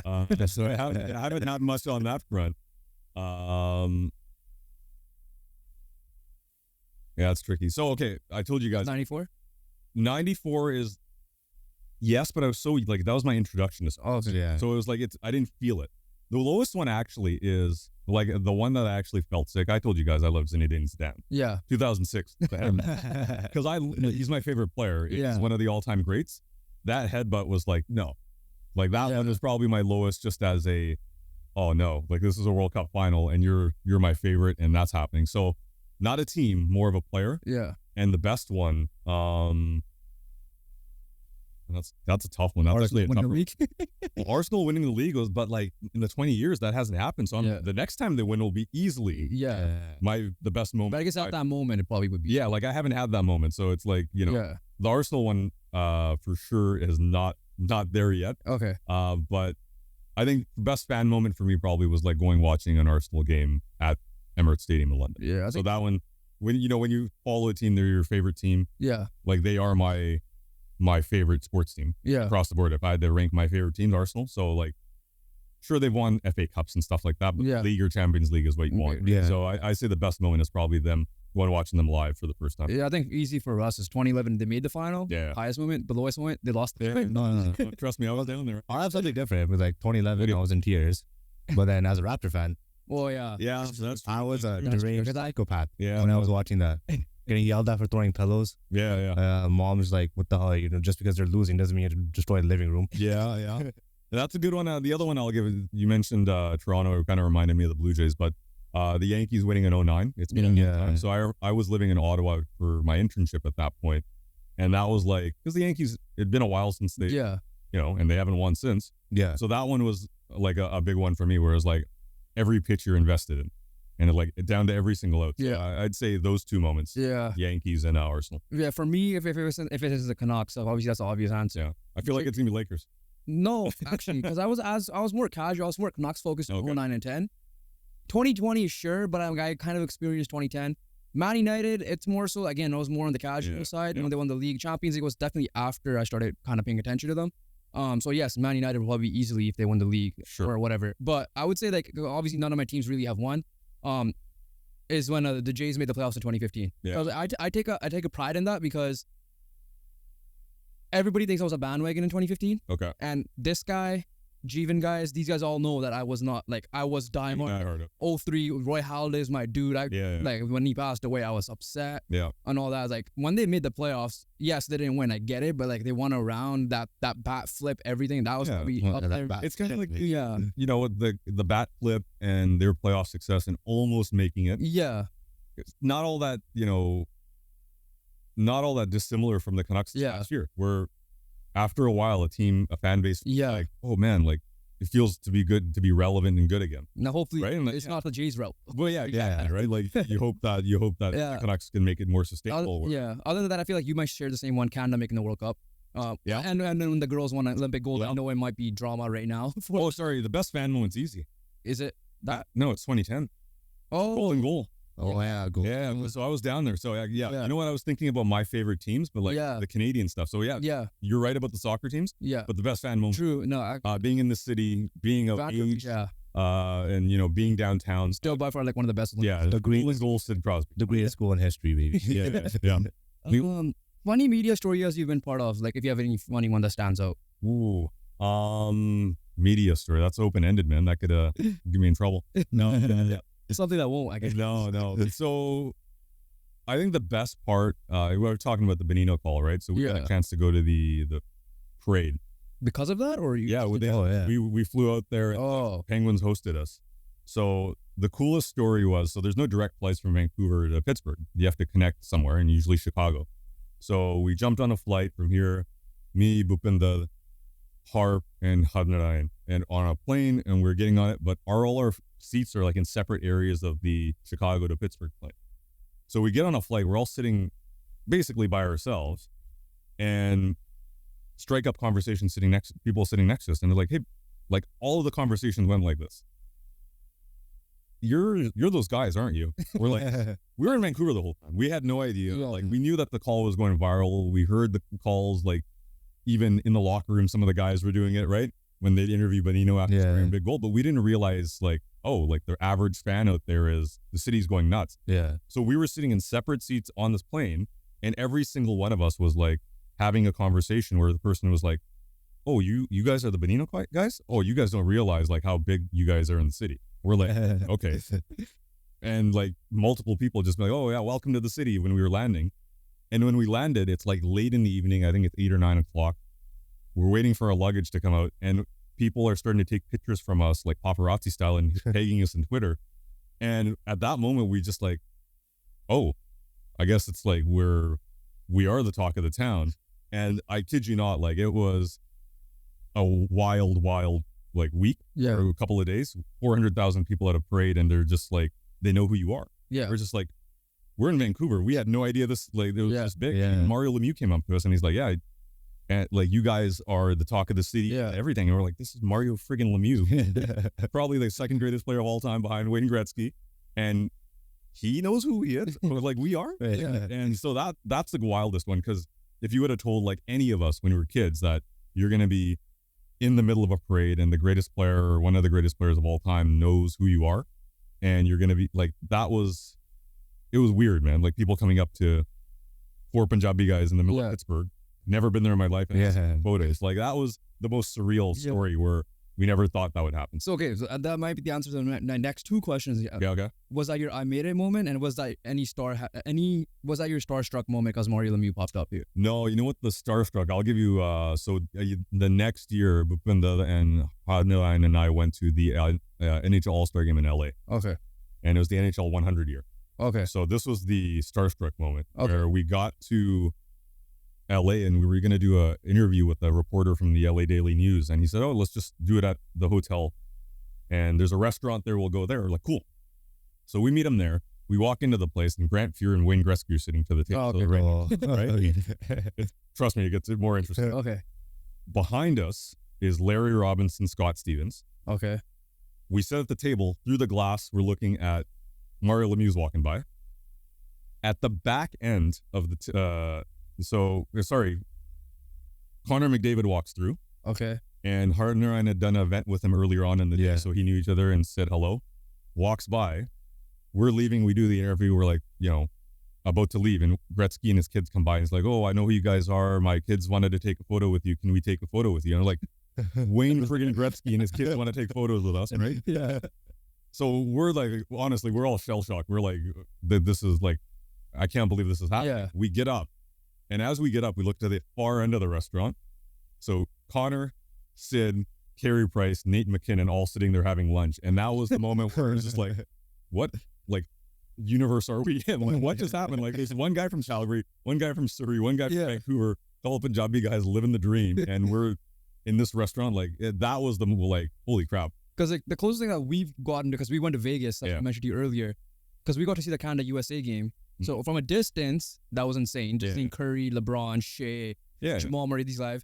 And then I think for you, it might be because you're a Raptor fan, walking behind the Raptors bench on Summer League when Scotty and them were sitting there right there too. Cool. And then obviously we watched Uruguay, Brazil, but that one, not the top stars really played that one. So, but yeah, I think obviously nothing close to that because you're like walking. You guys will appreciate this as basketball guys. So I was at an event once downtown and I ran into Napatia.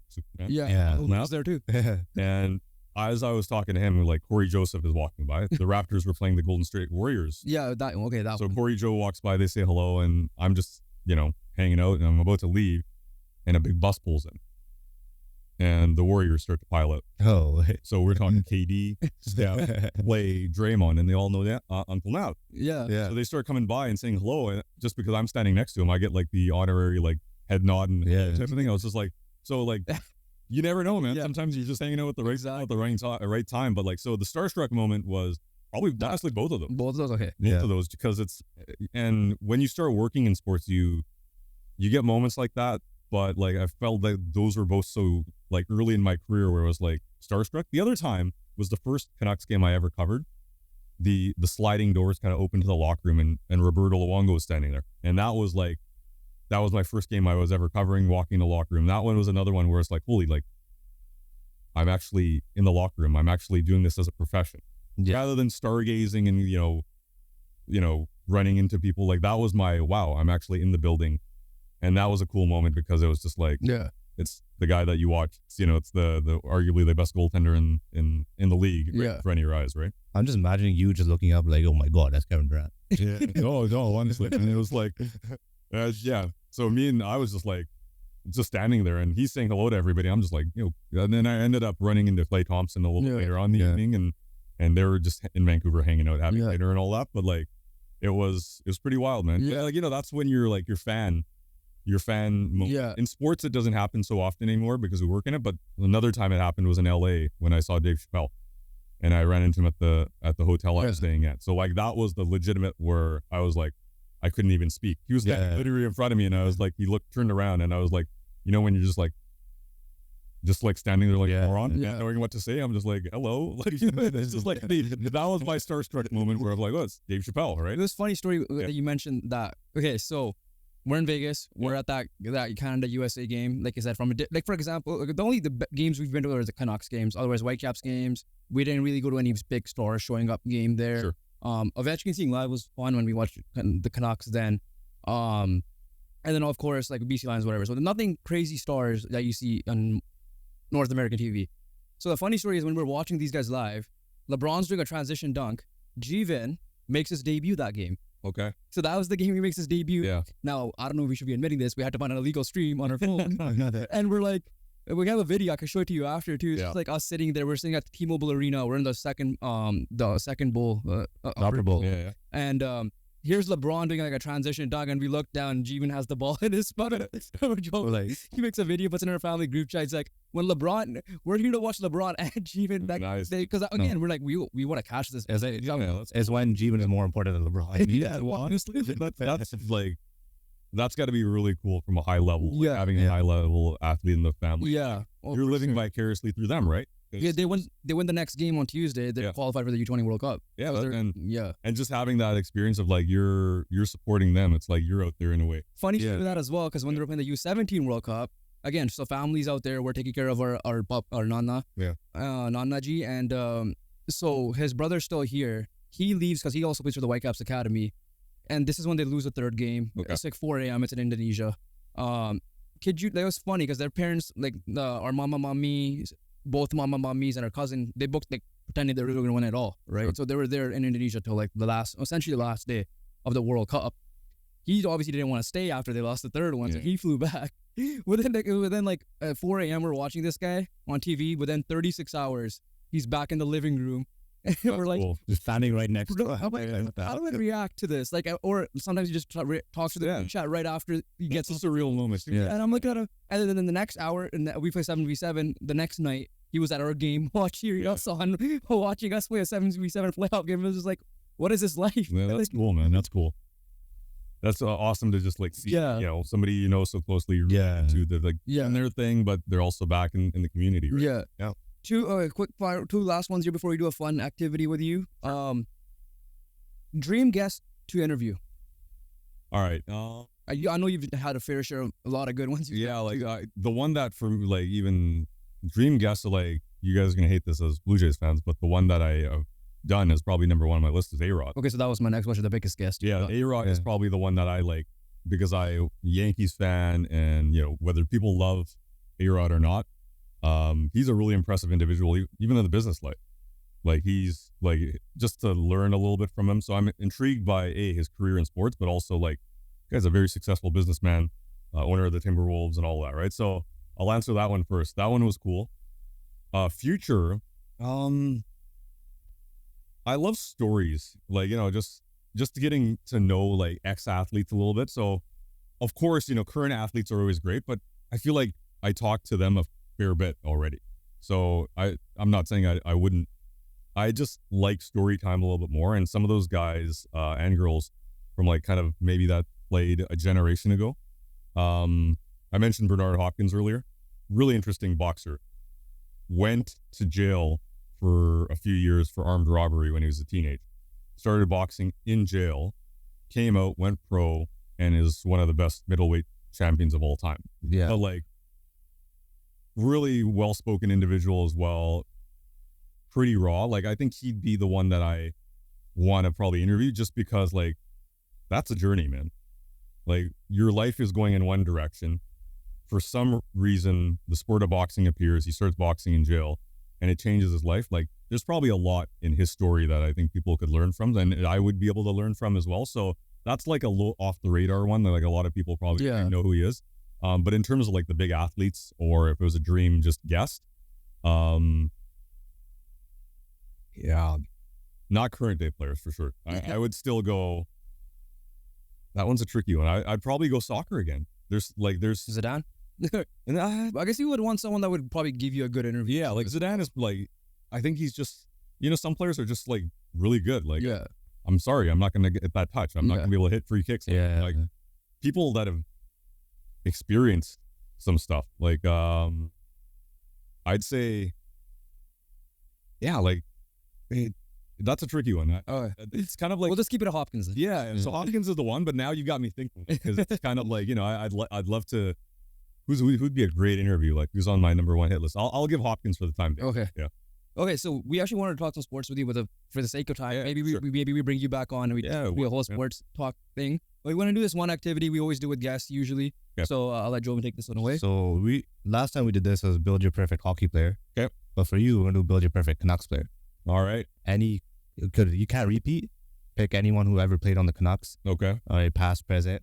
They have to be, their tenure has to be the Canucks, so you just can't say. Like, they have to be because I know it's a bad name to choose. So Bill, like, would you be like the skating of Pavel Bure, or just pick a player?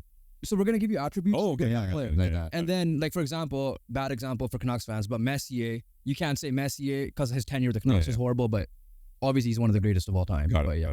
So we're gonna start off with skating. I mean, no, not skating. Body/height. Body/height. I'm gonna go Big Bert. He was Todd Bertuzzi was an absolute train of a big physical player. Scored 40+ goals. So like the ultimate power forward. See, here's where the difference of age comes in, because I would just think he's adorable. What's that?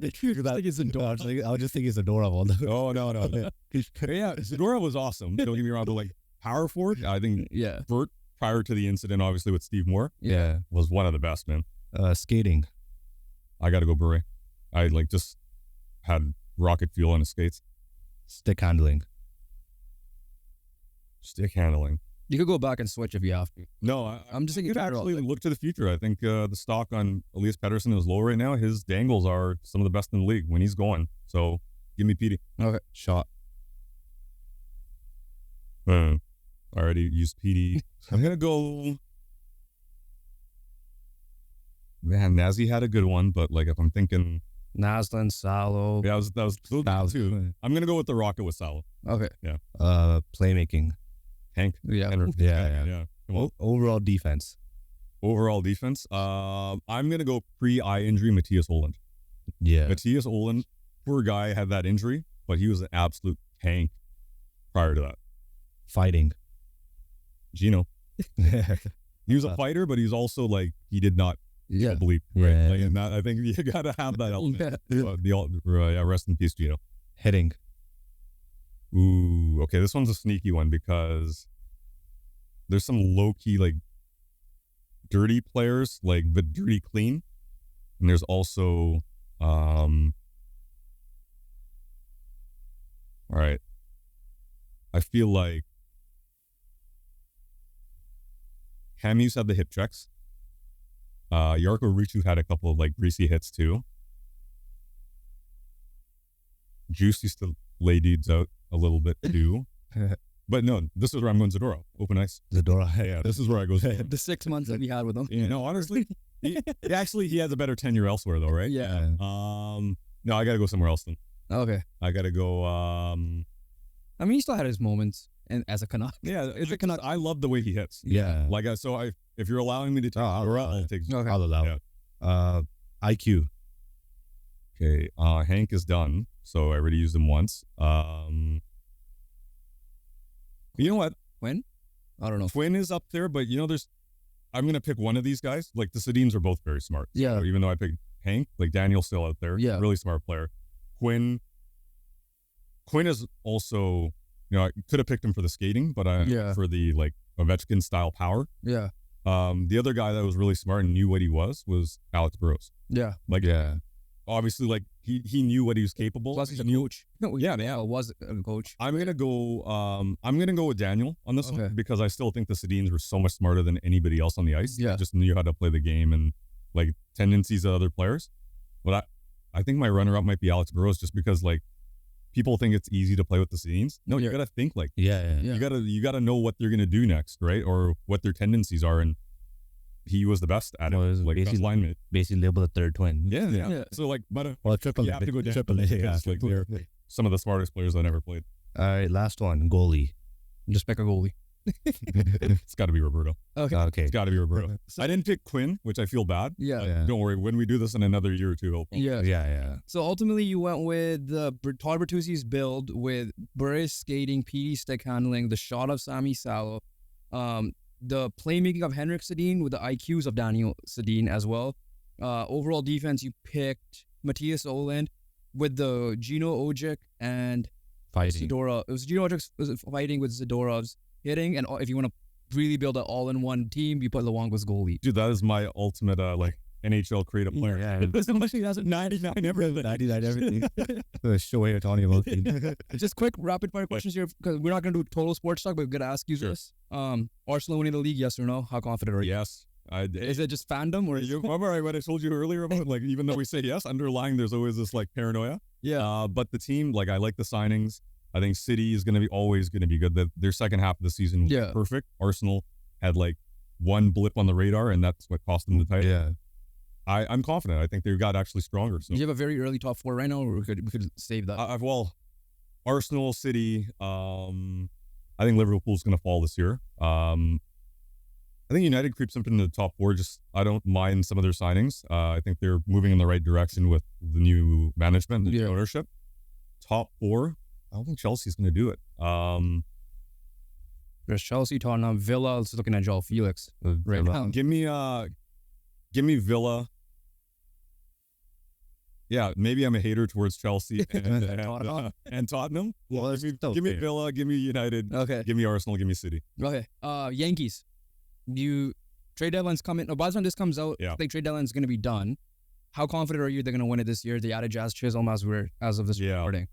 Or do you still think it's going to be the Phillies or whoever. Astros are creeping up again. Yeah, I'm not totally confident in the Yankees because they look like the best team on the planet at the beginning of the year, and now they can't win games if their life dependent on it. So I think they're in the middle, kind of murky middle, which is not a great place to be. But in today's baseball, it's doable. I would say you're just gonna be hot heading into the playoffs. Yeah, it's timing, right? Yeah. Last couple of years, was it Arizona? Yeah, and Texas. Right? Yeah. Are your bats healthy or pitching healthy? The biggest knock on the Yankees over the years is like health, but also pitching. You have enough arms. I think they're a little bit better, but I'm still murky middle for me. Yeah, I think the Astros, they get better. The Dodgers are always in the mix. They've got the guys. So it's Yankees. I'm not the most confident, but I think they'll have something to say. It's just tough, man. Like there's some really good teams across the league. True or false? The Knicks are the biggest threat to the Celtics next season. Yeah. So basically, do I take the 76ers seriously? Is the question. It's or the Nuggets. It's true that the Knicks, come on, man. They got the friendship circle. They got Jalen Brunson, who I was skeptical of at the time, but the guy should have been like an MVP candidate last year. He was, he was in that conversation. Should have been. And I like their moves. They overpaid on Bridges, but that's all right. That's okay. They needed that. So and he paid OG. Yeah, it's OG. Yeah. So I think the overall team aspect, like Embiid, and of course Paul George and those guys, like individual talents. I like the vibe right now of the Knicks, and I'm biased, heavy bias. Yeah, no, it's a similar question.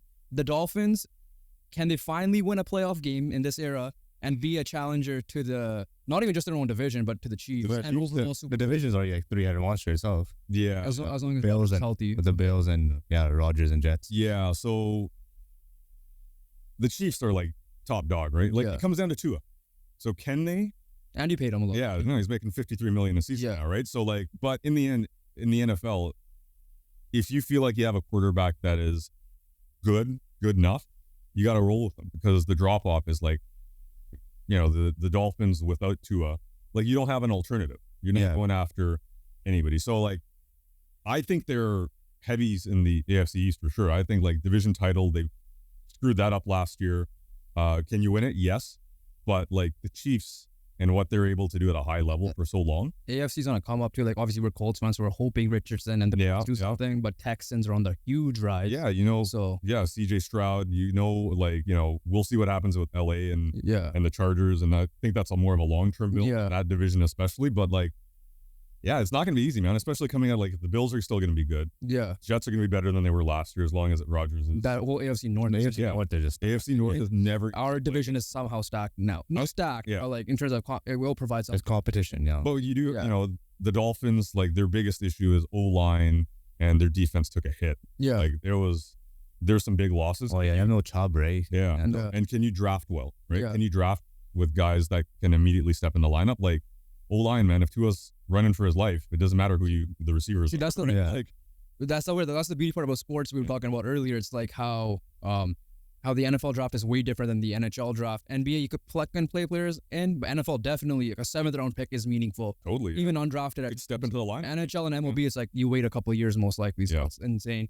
But I think that's the sports we'll see for now. Maybe in the future, we can get you back on and we'll talk some.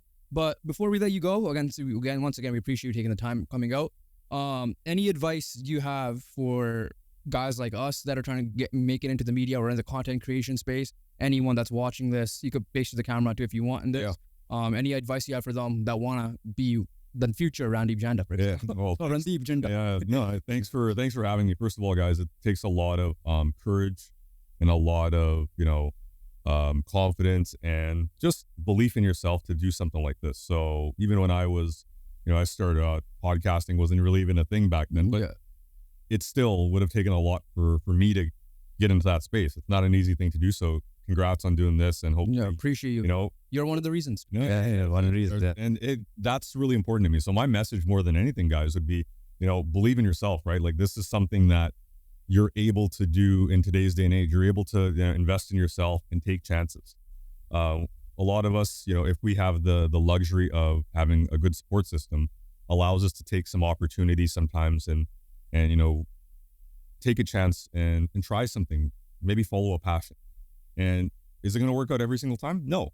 Sometimes it's going to be, you have a mistake and you learn something. Maybe you lose a little bit of money in the process of buying equipment or whatever it is, but that's all right. Like, at least two things happen. You figure out if it's for yourself, or you learn and say, okay, I can tweak it. I know how to do better, and I know how to improve this. I know maybe where I fell short. Or on your first hit, it's the sweeping success. You never know. So my more than anything, it's my message to anybody listening and anybody out there, and you guys as well, is that, like, confidence comes in time, but never doubt taking chances, never doubt trying anything. That's how you find out about yourself, being in those uncomfortable situations, putting yourself out there and just really saying, all right, this is not something that's easy to me, but that's the whole point. That's how you grow, right? So more than anything, I was just, whatever your profession, if you're a sportscaster, of course, get out there, create your own content.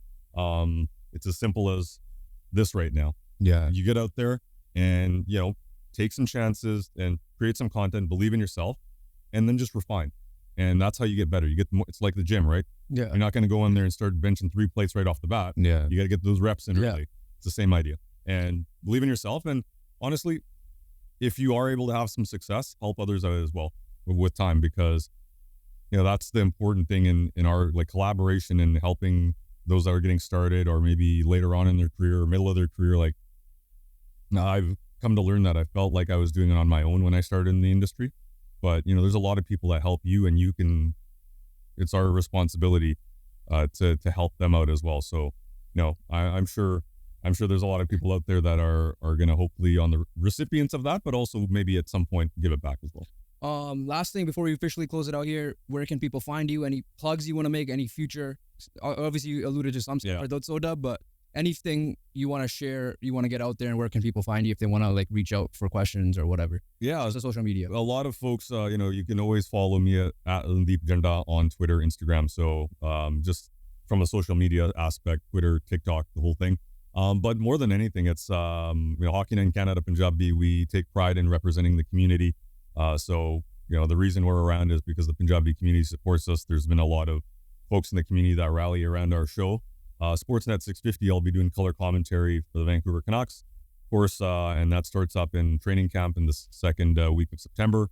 And then, Sportsnet kind of dabble on that. You keep an eye on the channel. It might jump on there, but Dudhsoda.ca if you're interested in checking out the brand. And we're going to come out with more merchandise pretty soon here. I'm just in the design process, so I take pride in not only designing some of the stuff myself, but also quality control, making sure it's good stuff. So just keep an eye on that, and other than that, just keep an eye out on the next sporting event. I'm in Vancouver. I love checking out sports, and if you ever have somebody in the community that's doing good things in sports, like a young kid, profiling them on Hockey Night in Canada, Punjabi, to all your listeners and viewers, hit me up, hit up my DMs. Supporting the next generation is important to me, so reach out to me or my colleagues, and we'd love to highlight. Randip, appreciate the time. It was so much fun. Again, time passed by. Hopefully we can do this again in the future and maybe talk some Canucks. But to everybody watching, Randip's links will be linked down below. Instagram, Dudh Soda, TikTok, anything. All his links will be linked down below. And we'll catch you guys in the next one. Peace.